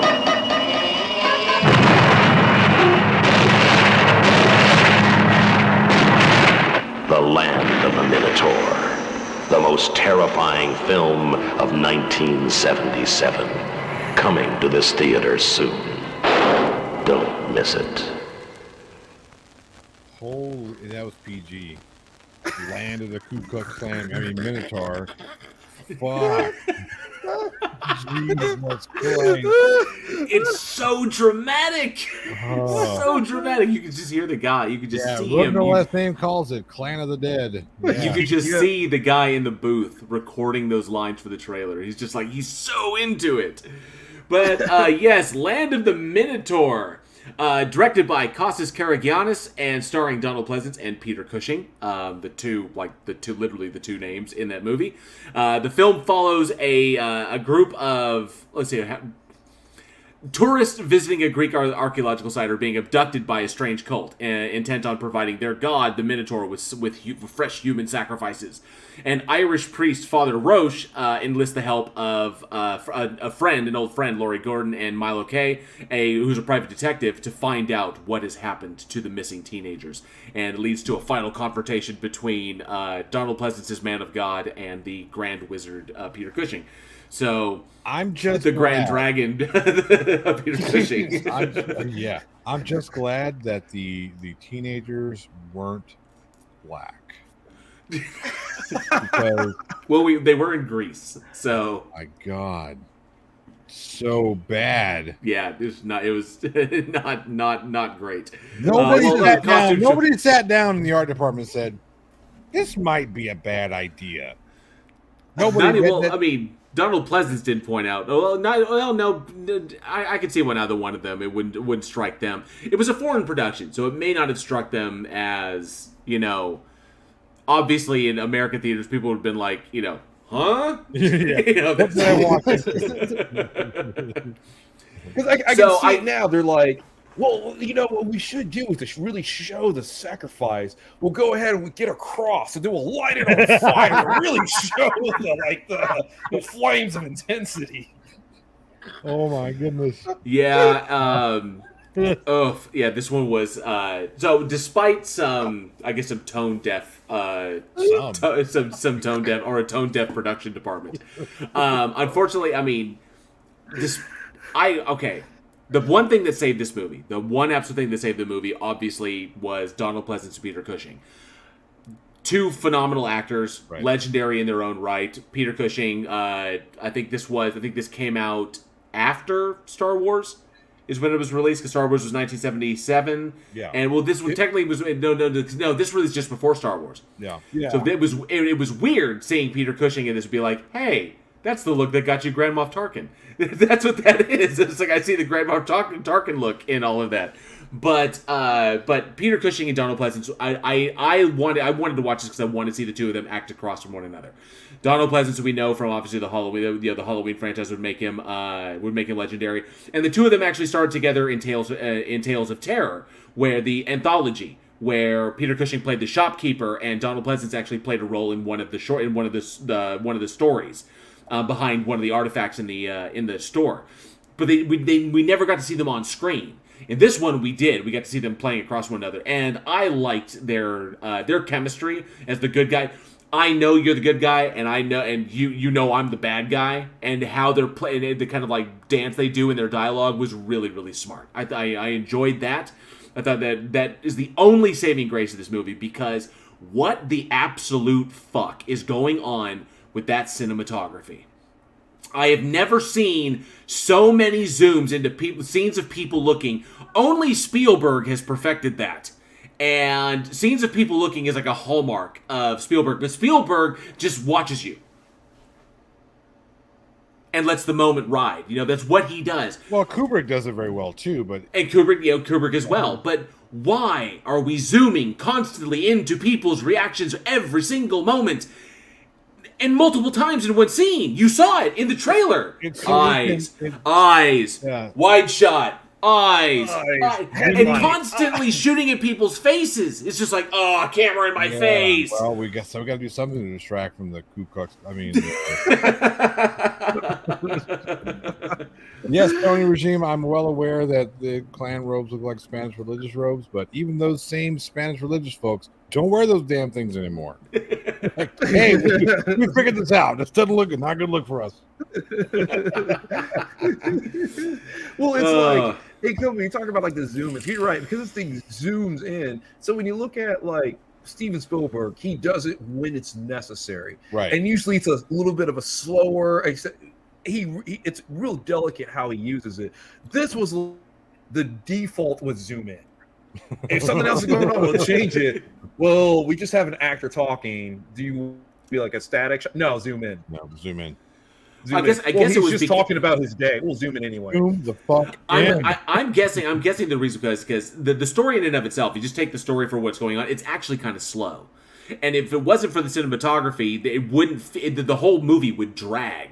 Yeah. And it was weird it was definitely off-putting to watch a movie where we have the story about this cult, they're kidnapping people, and we've seen this story done to death 100 times and done more effectively. Not at this time, right? So true, not at this time. This was on the upswing of when, I guess, I'm going to dive into that. We're going to dive into that in a second. I think that there's a reason why this movie got made, and there's a cultural reason why this movie got made. Right. But what it seemed to me, and yes, Rodinello, Sam, you're right. Who does the DP think he is? Sam Raimi? I was actually going to say Peter Jackson, because Peter Jackson does that same shit, but he'll do like the zoom into a Dutch angle. He'll be like, wow, and so it makes it more. Yeah, there you go. Yeah, and Jackson does it to great effect. But in this one, it felt very, very much like they were trying to do that to give an artificial sense of action of what was going on. Zoom into Donald, zoom into Donald Pleasance's face, because you look at whose faces got zoomed in on. It's all people when they're in the middle of a scary scene, or it's Donald Pleasance thinking, or Peter Cushing mugging for the camera, or it's like those intense blue eyes he has behind the Klan hood. So he and so you get these, and it was like, this feels so artificial when you could have just let it play and kind of like let the story and let it play on the merits of the talent that you have. But no, we have to shot a little bit more action stuff. You could have done that too. This is true.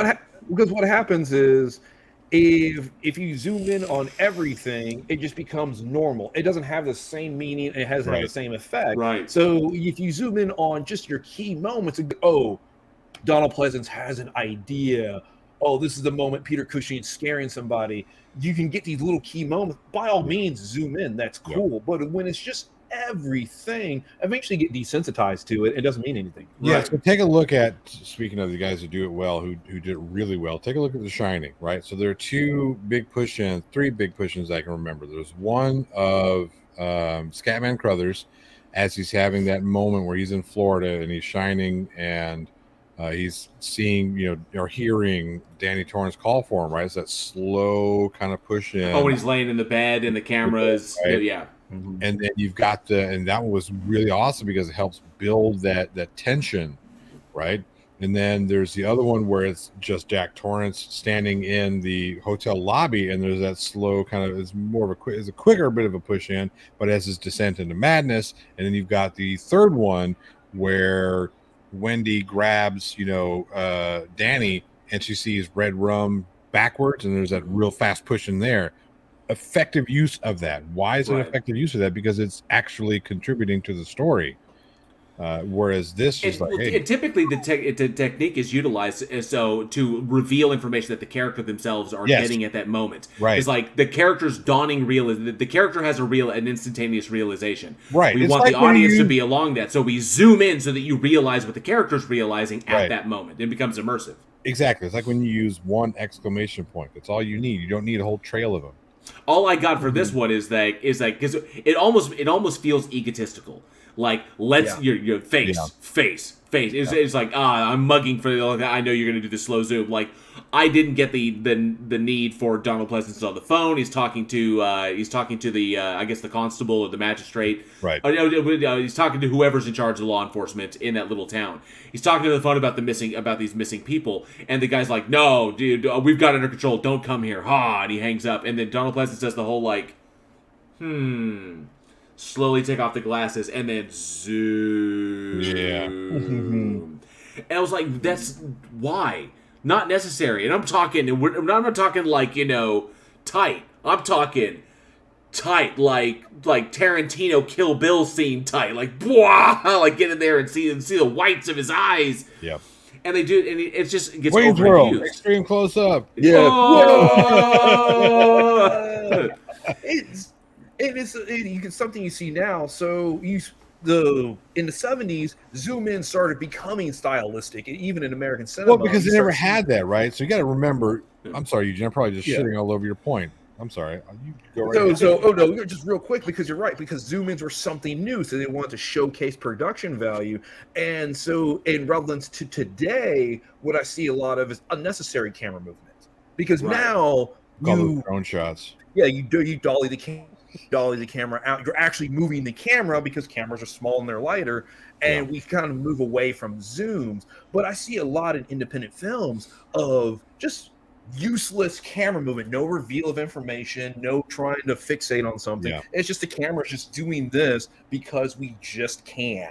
That's why. Artificial action, just generating artificial action. Yeah. Take care of the idiots there, bots. Oh, yeah, we got some bots in the chat. Us. So here's the thing. What I was going to say is it just seems like, what was I going to say? Fucking hell. I got distracted by... Well, I was going to say that the whole reason, and given the clumsiness of the production, the clumsiness of the camera work, the fact that they only had 2 named actors that went into this, it was a foreign film. I like the fact that it was shot in the old ruins of ancient Greece. I dug that. Fantastic production value that they had going around. It's like, let's shoot on location. But, I love that, and it also makes sense, being that they're shooting in Greece, they have access to these things, so they can go up there and they can shoot movies at them, and it looks they had something really fantastic there. But the reason that this was so clumsy and such a haphazard production, it felt very haphazard, was there. I got the sensation that there was an agenda behind this, a cultural agenda behind this, because it's emphasized many times within the movie that these are pagan rites, the pagan deities, and and pagan, and then the big push that God and Christianity, and this is the only way to defeat it, and this will defeat these ancient pagans, and focusing on all the kind of like I guess the negative buzzwords that were surrounding pagan religions and pagan ideologies at the time. This being in the late 70s, this was the rise of the push of I would say Christianity against pagan ideas and paganism in itself, because this led to the push and the rise in American culture. It was seen all over the world, but particularly in America, there was the huge push of Christianity as it was rising up to the kind of the fundamentalist monster that it has become today. And these were the early roots of that, and it was affecting the best way you could get to people, and that was entertainment. Is that start pushing the message in movies, start pushing it in literature, start pushing it on TV, and eventually you'll be out there in the streets pushing it there. And we began to see these little digs being taken at. Another example was Mazes and Monsters, which was essentially the Christian movement, or you say like the religious right, taking a swing at Dungeons and Dragons. That was Tom Hanks' I think first or second movie, but that thing was an entire hit piece done on Dungeons and Dragons.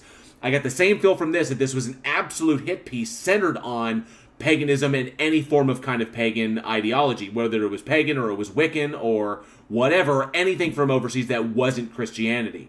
And it was so extremely overt I got the sense that there was a really strong agenda behind this, which is why there was more focus in the storyline on the Christianity, on the goods of Christianity, and the evils of paganism, and not so much anywhere else, as far as the acting, the writing, the cinematography, all haphazardly done, solely in the name of pushing a particular agenda. Well, you pretty much said it all there.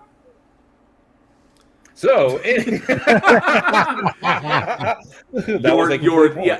Soup was at the beginning of the Satanic Panic. Is essentially what led to what popped up in the 80s. Yeah, people freaking out. There were Satanists everywhere. They're all wearing clan hoods and shit, and want to kill us for their horned gods. Horror gods. Yeah, no, So the Satanic Panic definitely started in the late 70s. And yeah, I mean, just hands down, it started picking up at that point. And you might as well lean into it. If that's what's going to go ahead and get you views and get you people to watch the film, then you might as well lean in on it. Yeah. Well, you got to think about, why do we think certain things are, satanic? Why do we think the devil is a fucking goat? Why do we think the pentagram is a symbol of Satan and all shit? It has to go back to you effectively used pop culture to influence the masses. Even people who don't even believe in all this shit, like, oh no, it's a Satanist symbol. Like, no, it's a pagan symbol. It was weird. It's like, why use the Minotaur? Because the Minotaur, and if you look at that story, anybody who's educated, that's another thing that got me. Because if a fucking red Minotaur came running at you with a pitchfork spitting fire, you'd shit your pants. But it didn't have a pitchfork. For some reason, the ancient Greeks were able to figure out how to put flamethrowers in its nose. But I'm not sure what kind of technology that was in this ancient stone statue. But nonetheless, I'm guessing it's supposed to be supernatural, because then he shines the cross. And he's like, cross, and then the statue explodes and shit.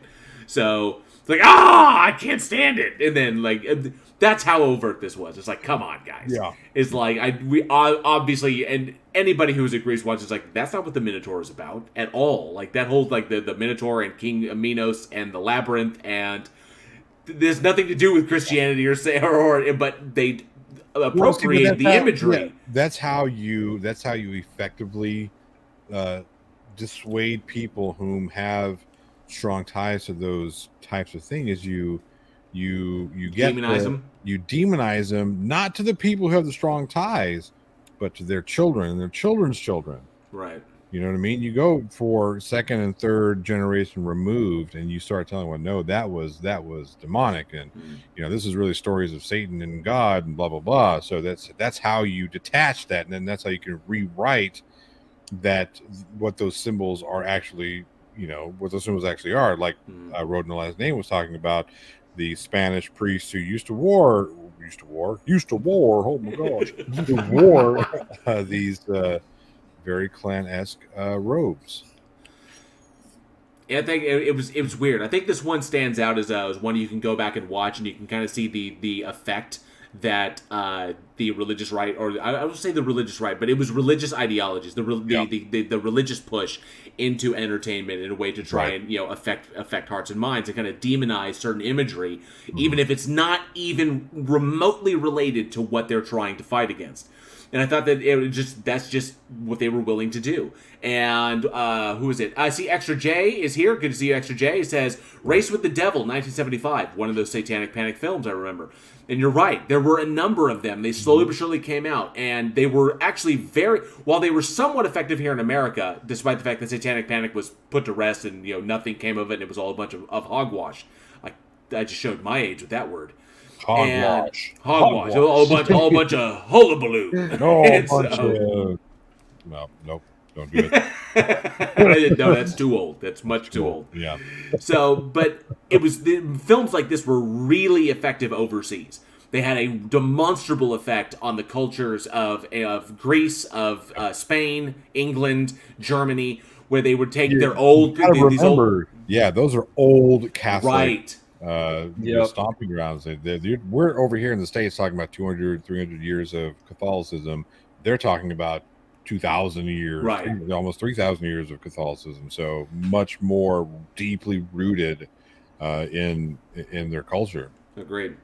That's the whole big thing. But nonetheless, despite, I think it's a good little mile marker. It's a good mile marker you can see as kind of a pivotal point, or one of the little moments in horror history, and when you begin to see the external culture really try to begin to have an effect, especially in the horror genre, where you can be like scary things, and then our God that we're putting forward makes these scary things go away, and it will always save you.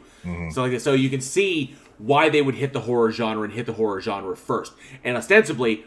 This also falls in line with the Final Girl, concept that really came to fruition in the slasher genre in the 80s, because the slasher genre epitomized in the slasher genre, the Final Girl was epitomized as the girl who is virtuous and pure and innocent and virginal, and that she would be the one to overcome the evil because she is not given over to the ways of darkness and sin and lechery. So exactly. all the people who have sex and drink and do drugs, and they're all smoked, but. Even if you're in a wheelchair, because fuck you. Right. that poor motherfucker. He just... I felt so bad for him. Thunk! Yeah. He wasn't smoking weed to get off. He was smoking weed because it was his medicine. Hey, Jason is an equal opportunity killist. So this is true. True. It's true. Equal opportunity slasher. So I do want to ask, given that this was a Greek horror film, I do want to ask the audience, what is your favorite country for foreign horror? Because everyone produces them, but some are better than others. Do you prefer Japanese horror, Korean horror, Filipino horror, Indonesian horror, Germany, England, Greece, France? There's some extreme French ones that are really push the envelope. So what is your favorite country for foreign horror? Let us know down in the live chat, or of course in the comments below, or weekinhorror@gmail.com. Let's see. Cindy Sue already said Spain. There's some great Spanish horror. Fucking Wreck, man. Wreck is amazing. Yeah, Wreck. Yeah.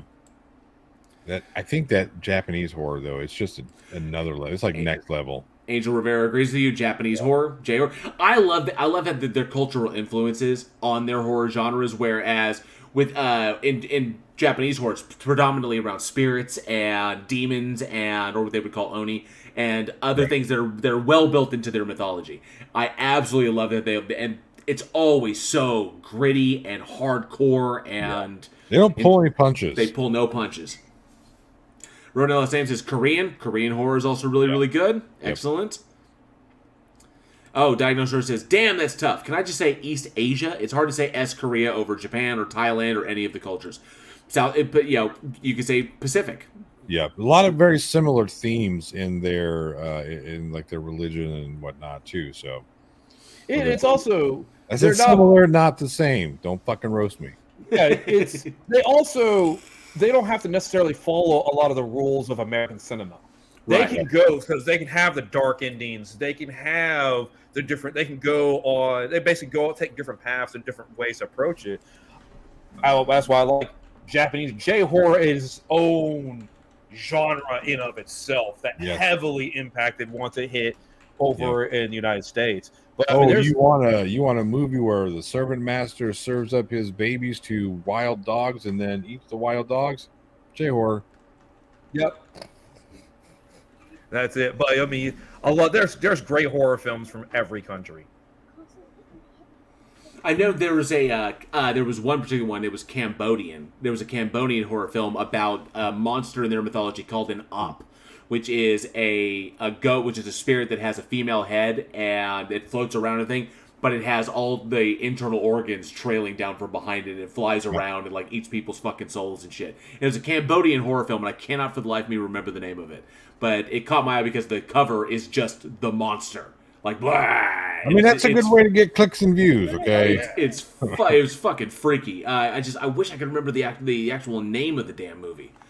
Who knows? But even and starting to think, you talk about Road No Last Name says for Korean modern, but Italy for classic.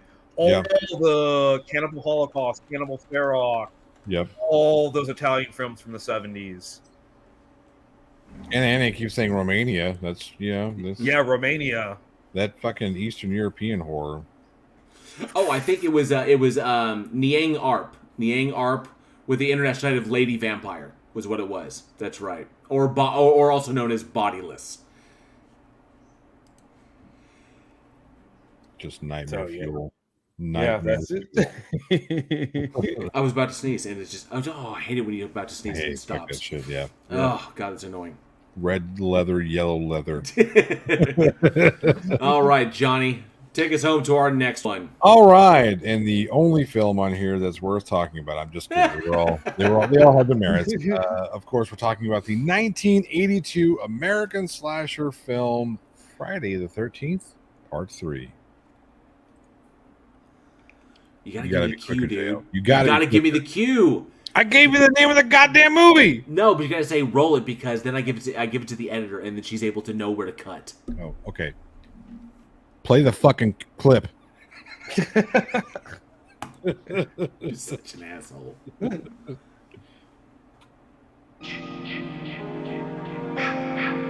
There you go.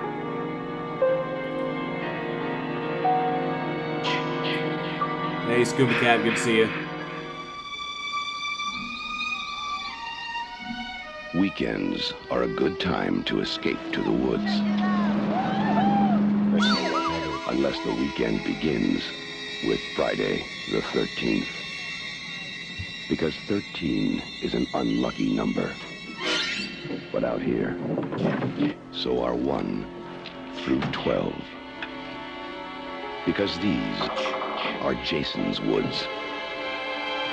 And nobody leaves them alive.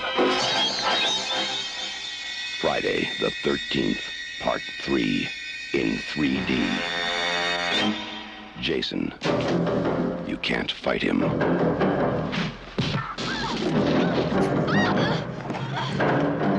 You can't stop him. It worked! And now, you can't even keep him on the screen. Friday the 13th, Part 3 in 3D. Now, when it comes to killing in Jason's woods, Jason will come to you. You can pay extra for that. 13th, Part 3 in 3D. A new dimension in terror. It will scare you.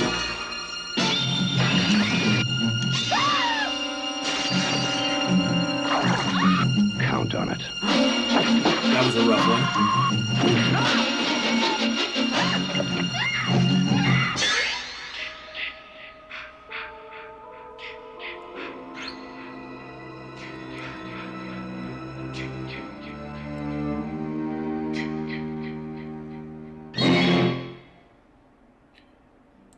All right, directed by Steve Miner. It's the third installment starring Dana Kimmel and Paul. Man, there's a whole bunch more people than that. Come on, Wikipedia, do better.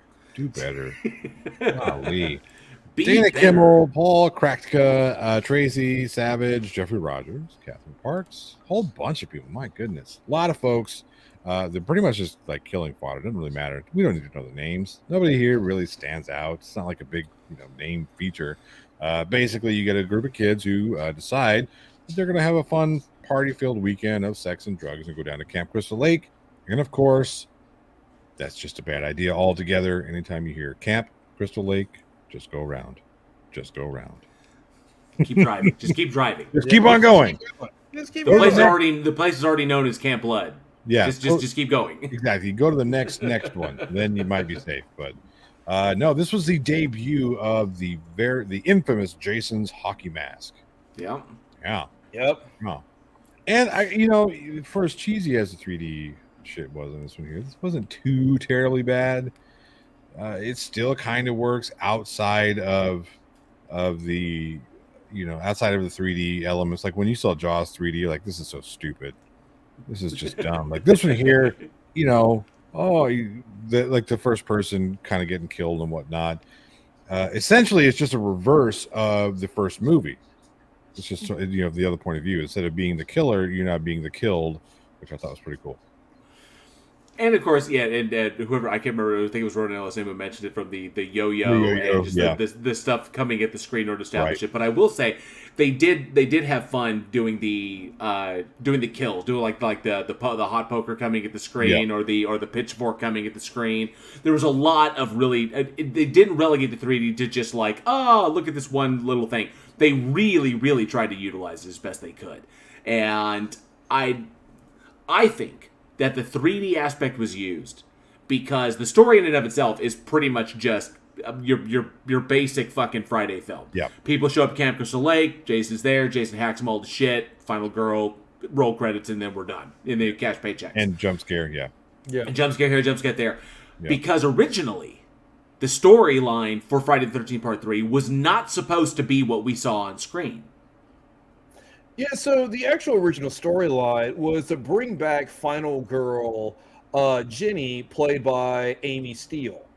So she the chick who did the sweater, who put the sweater on and was like, and then pretended to be the mom so she could get the drop on him. Mm-hmm. Yeah. I got to give credit to her because I love that fucking sequence because that's fucking brilliant. That was just smart. He's like, but I thought my mom's not dead. Oh, okay.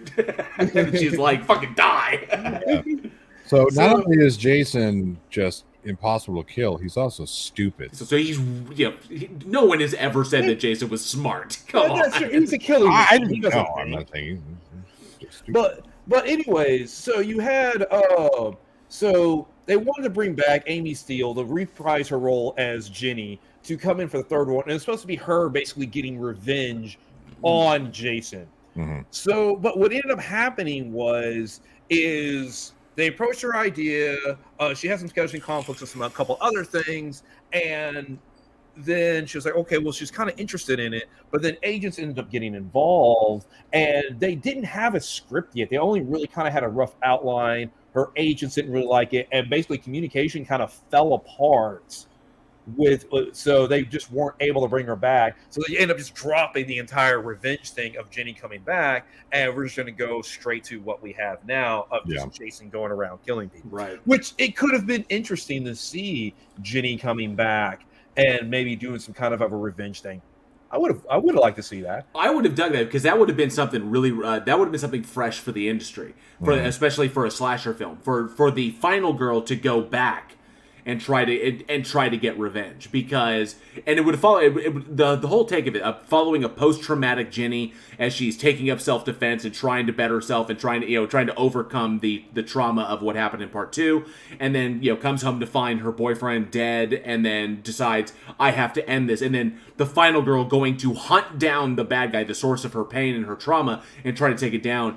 That really hadn't been done. That had not been done before. No one had gone looking for Leatherface. No one had gone looking for, Freddy Krueger or Michael Myers. Like, we're not going to go hunt down the bad guys so we could take him down. Right. I think that would have been an intriguing take and smart, given what they were, given that there was so much animosity between the producers, between Mancuso and a number of the other filmmakers, because the original idea for Friday the 13th was to be an anthology where each one is a different story. And so, just like what they tried to do with Halloween, that each one was going to be a different one, but the success of the first one demanded a sequel to follow the events of it. Mancuso pushed for that. Said, we're going to follow Jason. And everyone's like, why? But they did it anyway. Boom, we have a franchise. Because of that, I think that would have really thrown something new at the audience. Be like, oh, now we're hunting bad guys now. I think that would have been cool. But when that fell through, all we've got left is the classic trope. Teenagers show up at Crystal Lake. Let's hack them to death. We need something new to sell this. Something new to make it pop. Fuck it. Let's put it in 3D. Yeah. Yeah, because that would have... You're talking about already ahead of the time, because now that's the thing. We have Laurie Strode in Halloween, and they brought back the character from Texas Chainsaw Massacre. And so it's like, oh, it's this huge thing. But we didn't really see that, because the formula back in the day was it was supposed to be about the killer. So what do? You go and you establish your killer, you have your final girl, and then you either kill the final girl at the very end, or you kill the final girl in the beginning of the next film. That way you cut all ties to the human character. So now you have just the killer, you have just Michael Myers, just Freddy Krueger, so forth and so forth. on it, and it can be just about them. Because if you don't do that, then what happens? You get what happened with Scream. You can't make a Scream movie without Neve Campbell now. You can't. And she knows it. She knows it. Oh, she knows it because she's tied to the franchise. If they killed her off at the beginning of Scream 2, then you can do Ghostface about whoever you wanted. Right. On that. And so bringing Jenny back would have been something new, something fresh, something that's like all the other franchises are following this formula, but let's bring Jenny back. And Jenny could die at the end of it. Well, we saved it. Interesting. Yeah, I agree with you. I do agree with you. But again, I think we get into the habit of looking at things from now and not then. Because at that time, there wasn't necessarily the pattern of we're going to make this movie and then it's, rinse and repeat. We were still very early on because this is what, 1982? 82, yeah. So we hadn't had Freddy Krueger yet. Texas Chainsaw Massacre, we had, what, one? I don't even think was there a sequel out yet? I don't think so. Halloween, we had Halloween and maybe Halloween 2. There was no Halloween 3 yet. Season of the Witch didn't come out until later. So, yeah, I think had one of the big three between Freddy, Jason, and Michael Myers, and one of the three, I don't know, because, the Halloween series tried to step out of the norm. I think the way they tried to do it just didn't work. But I think had they brought back and changed, the revenge killer with bringing Amy Steele's character back, I think that would have set us off on a different path, especially when talking about slashers. Yeah. Because it was so early on in the slasher genre that would have had a huge impact going forward had that movie been successful in that route. Definitely. And Travis Brown, this is interesting. He says, there was no scene on how Jason got his hockey mask. There was. The scene in which Jason got his hockey mask is when the nerd character, the guy who plays Shelly, I think that was Larry Zerner, played Shelly, who was the nerd guy who's kind of like overweight and he's the class clown. He likes to pull pranks on people. There's a scene where Shelly scares Vera with the hockey mask. He wears the hockey mask and then because he was pranking, they set up the trope he's pranking his friends throughout and they're all tired of his bullshit. So he pranks his friend Vera with wearing the hockey mask, and then she gets mad, and then when she yells at him, he then wanders off and he winds up in the barn where Jason then slashes his throat, and that's where Jason gets the mask to conceal his face. And that's why he got the drop on I can't remember the name of the girl, the black chick who was on the dock, and then he got the drop on her with the spear gun because she thought it was Shelly wearing the mask, and so then he shot her in the eye with the spear gun, which led to the whole that's not the scene. That's not the sound that it makes when it. It's just kind of like when the spear gun went like straight at the fucking camera. That's on the wire. Yeah, and it was like the most unstable fucking fucking spear in the world. But yeah, so it was because he killed Shelly and took Shelly's hockey mask, because that's where the hockey mask came from. Mm-hmm. Tony is asking a very important question to you. Fred Dodds, so the JL of the movie. Thanks, buddy. Thanks, pal. Yeah, he kills the fat nerd. Yeah. I did what? Yep. Yes, he kills the fat nerd. That is what he did. So a lot of people think this is the second best. Is it really? I think is it really? This was the Friday the 13th Part 3 was the just the numbered franchise number of movies. This was the number one of 1 through 10. This was the number one. And unfortunately, the actual number one Jason movie is Freddy vs. Jason. That was the best performing out of all the all these movies. But this was the number one performing because after the success of 1 and then 2 came out and kind of like did the exact same thing. But I got to give it to Amy Steele, who fucking knocked it out of the park as the final girl. This one came back, and then you get the hockey mask and everything, kind of established the character, and then of course the 3D. Kind of was, is what made it hot. But because they were willing to do cool things with the kills, especially and like the gang that showed up for some reason, just more bodies to be dropped. Because it has that epic scene where the guy's like, "Oh, I'm gonna get you with the machete," then thunk, and oh shit, my fucking hand, and then he just dies. Because why not? Because why not? But yeah, ultimately, of the numbered ones from 1 through X. This was the I think this was the best, this was the best performing. My personal favorite will always be 7. That's my number one personal favorite, followed very closely by 6. 7 because first Kane hotter, 6 because highest body count, and you're never gonna change my fucking mind on that. I don't want to change your mind. You tried to change my mind on that once. No, you're statistically wrong. I mean, you're just wrong. I'm not wrong. You are. Body count counts for bodies you see on fucking screen. Bodies on screen. Yep. Okay? And we see Shelley's body on screen when they find his body and his throat is cut. That's how we know Shelley's throat was cut. You see bodies on screen, that goes to body count. You don't see bodies drop, they don't go into the numbers. Which is why Jason is up there in the hundreds, and Michael Myers sitting back at I think a little over 100. Freddy's even less than that. I just like watching the tension between the two of you. I just like making the tension between the two of us. Gotta get somebody with a violin going pring, pring, pring, pring, pring, pring.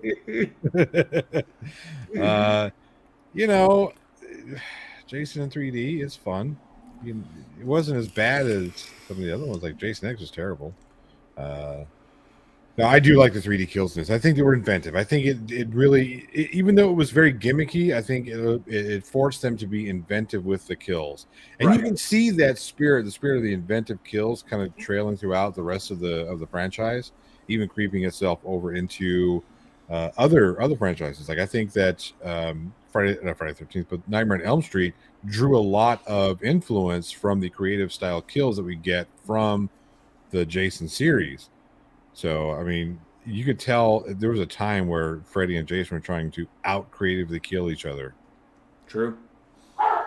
Very true. Well, the thing is when you look at, like, say, Nightmare on Elm Street, less kills, but they had to get creative. It's like, we're going to have less kills, but you're going to remember these kills. And these are each one is really, really going to stand out, and it accomplished it well because it kind of had first of all, just limited cast, limited budget, and they went with what they could work with. But you can only hack so much with one weapon, so you have to get creative and really, and because people keep coming back for the kills till you get to part 7 when he's killing motherfuckers with a party favor. It's one of the. They're 6 and 7 some of the absolute best kills. Obviously, the RV kill is one of my favorites because it's like he grabs the girl and then the face in the side of the RV, and then the stab in the head, and then the RV goes over. There's flames. And he's like standing on top of it like, I'm fucking epic, man. I'm fucking Jason. I just didn't like it because in 6 they made the effort to not be as bloody. They have all these cool kills, but there's no buckets of blood. There's like a couple of drops. Like, no, there would be a lot of blood here, guys. Yes. And then fucking 7 is just like 7 is right. We're gonna make up. We're gonna make up for the lack of blood and stuff. I love seeing Hodder in full getup going for that fucking pull cord because he can't look down and see. So you've got Jason with the pull cord when he goes to kill the psychiatrist. When he's got the I don't know what the fuck that was. That was not your average weed eater, but anyway, he's got that fucking circular saw on a stick, and he's trying to go. And you see him like he's got to keep his hands on so he can get to the pull chain because he can't with the fucking pull chain at. Yeah. Oh, but I fucking love. That's why 7 is my favorite, and of course it has fuck you. Thunk, and she's gone. It's so brilliant. Oh, I fucking love that kill. Fuck you. Opens the door. Thunk. Get the fuck out. Behind the TV with you. Out of continuity. Brilliant stuff. That's all she had to say about that. I guess. God damn it. All right, fine. Let me ask the audience here. We're talking about 3D horror films. Yes. Do you enjoy 3D horror? Does it work, or is it just a gimmick? Let us know at weekinhorror@gmail.com or in the side chat or in the comment section down below. Anna, you bite your tongue. It wasn't boring. That's a fight words. That's fine, NA. You can be wrong. You just fucked up the joke, KL. Terrible. Rodent last name is right. Elm Street played with more interesting concepts.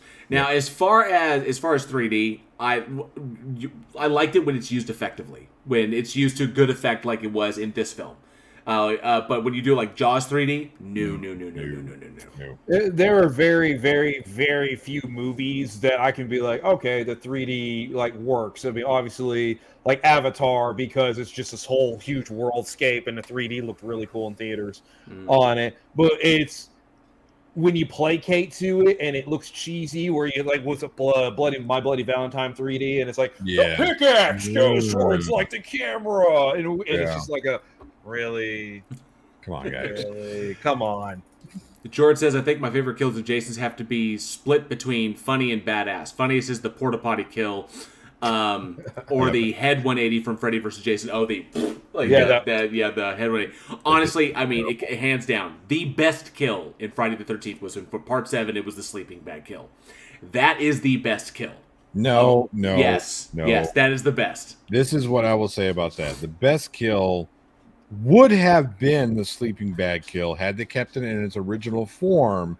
Multiple hits, which they didn't do until Jason X. So I think the Jason X kill, because it was Kane Hodder saying, fuck you, I finally get to do the kill the way I want to, and we're going to show but it came off comedic. It came off funny in Jason X. Blah, blah, blah, blah. Yeah, I know it came off funny. It's a sleeping bag kill. Of course it's going to be funny. Right. That's why you only need the one hit. Boom, and she's fucking dead. That's it. Yeah, but see, originally they kept it the way that they originally shot it. It would have been more it would have been more sadistic. Him just beating this person against a tree. But I like the single shot kill. And Charlie Welch, definitely honorable mention. His favorite was the boxer. Yeah, the guy who tried to shoot the Fade with fucking Jason Voorhees. Yeah, just straight up. Yeah, I'm gonna rope-a-dope you. No, you're not.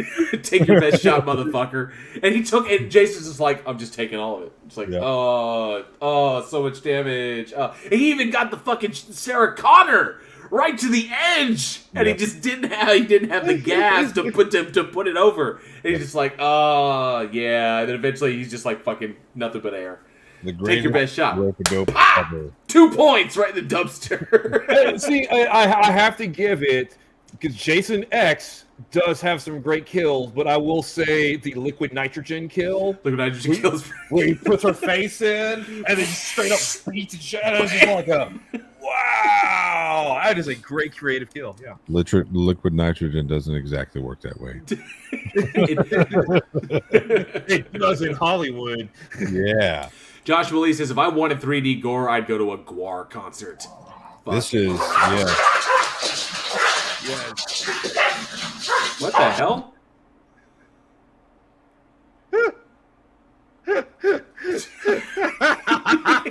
I lost Eugene. I was like, it's just me. He did the Greek zoom.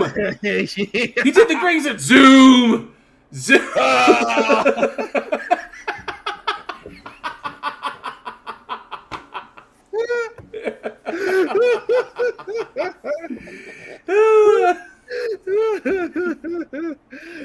Dude, it's fucking control that. Just it's fucking trivia time. It is trivia time. It is trivia time. All right. So, for everybody in the live chat, it is trivia time, and Eugene's got our trivia question tonight.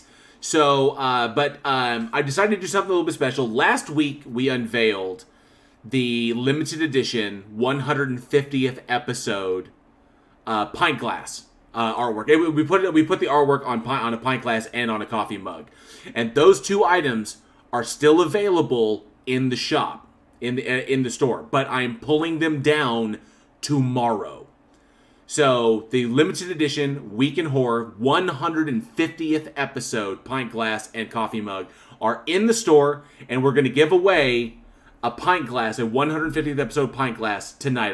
They look so cool. I wanted to give someone else an opportunity to get one, and this is the last time we're doing it, because we're gonna archive those and put those in the vault, and maybe we'll pull them out another time, just for something special. But maybe for the season finale, I don't know. But here's the last chance for one of y'all out there to get your hands on a Week in Horror official 150th episode pint glass. Take it away, Eugene. All right. The question is, which horror film was the first ever horror film to win an Oscar? Which horror film was the first ever horror film to win an Oscar? The first person to comment in the chat below wins. So we'll see. All right, let's see. We got a couple of guesses coming in right now. It is not The Exorcist. It's before that. It is before Psycho. Yep. It is not The Invisible Man. No, we just said an Oscar, not Best Picture Oscar.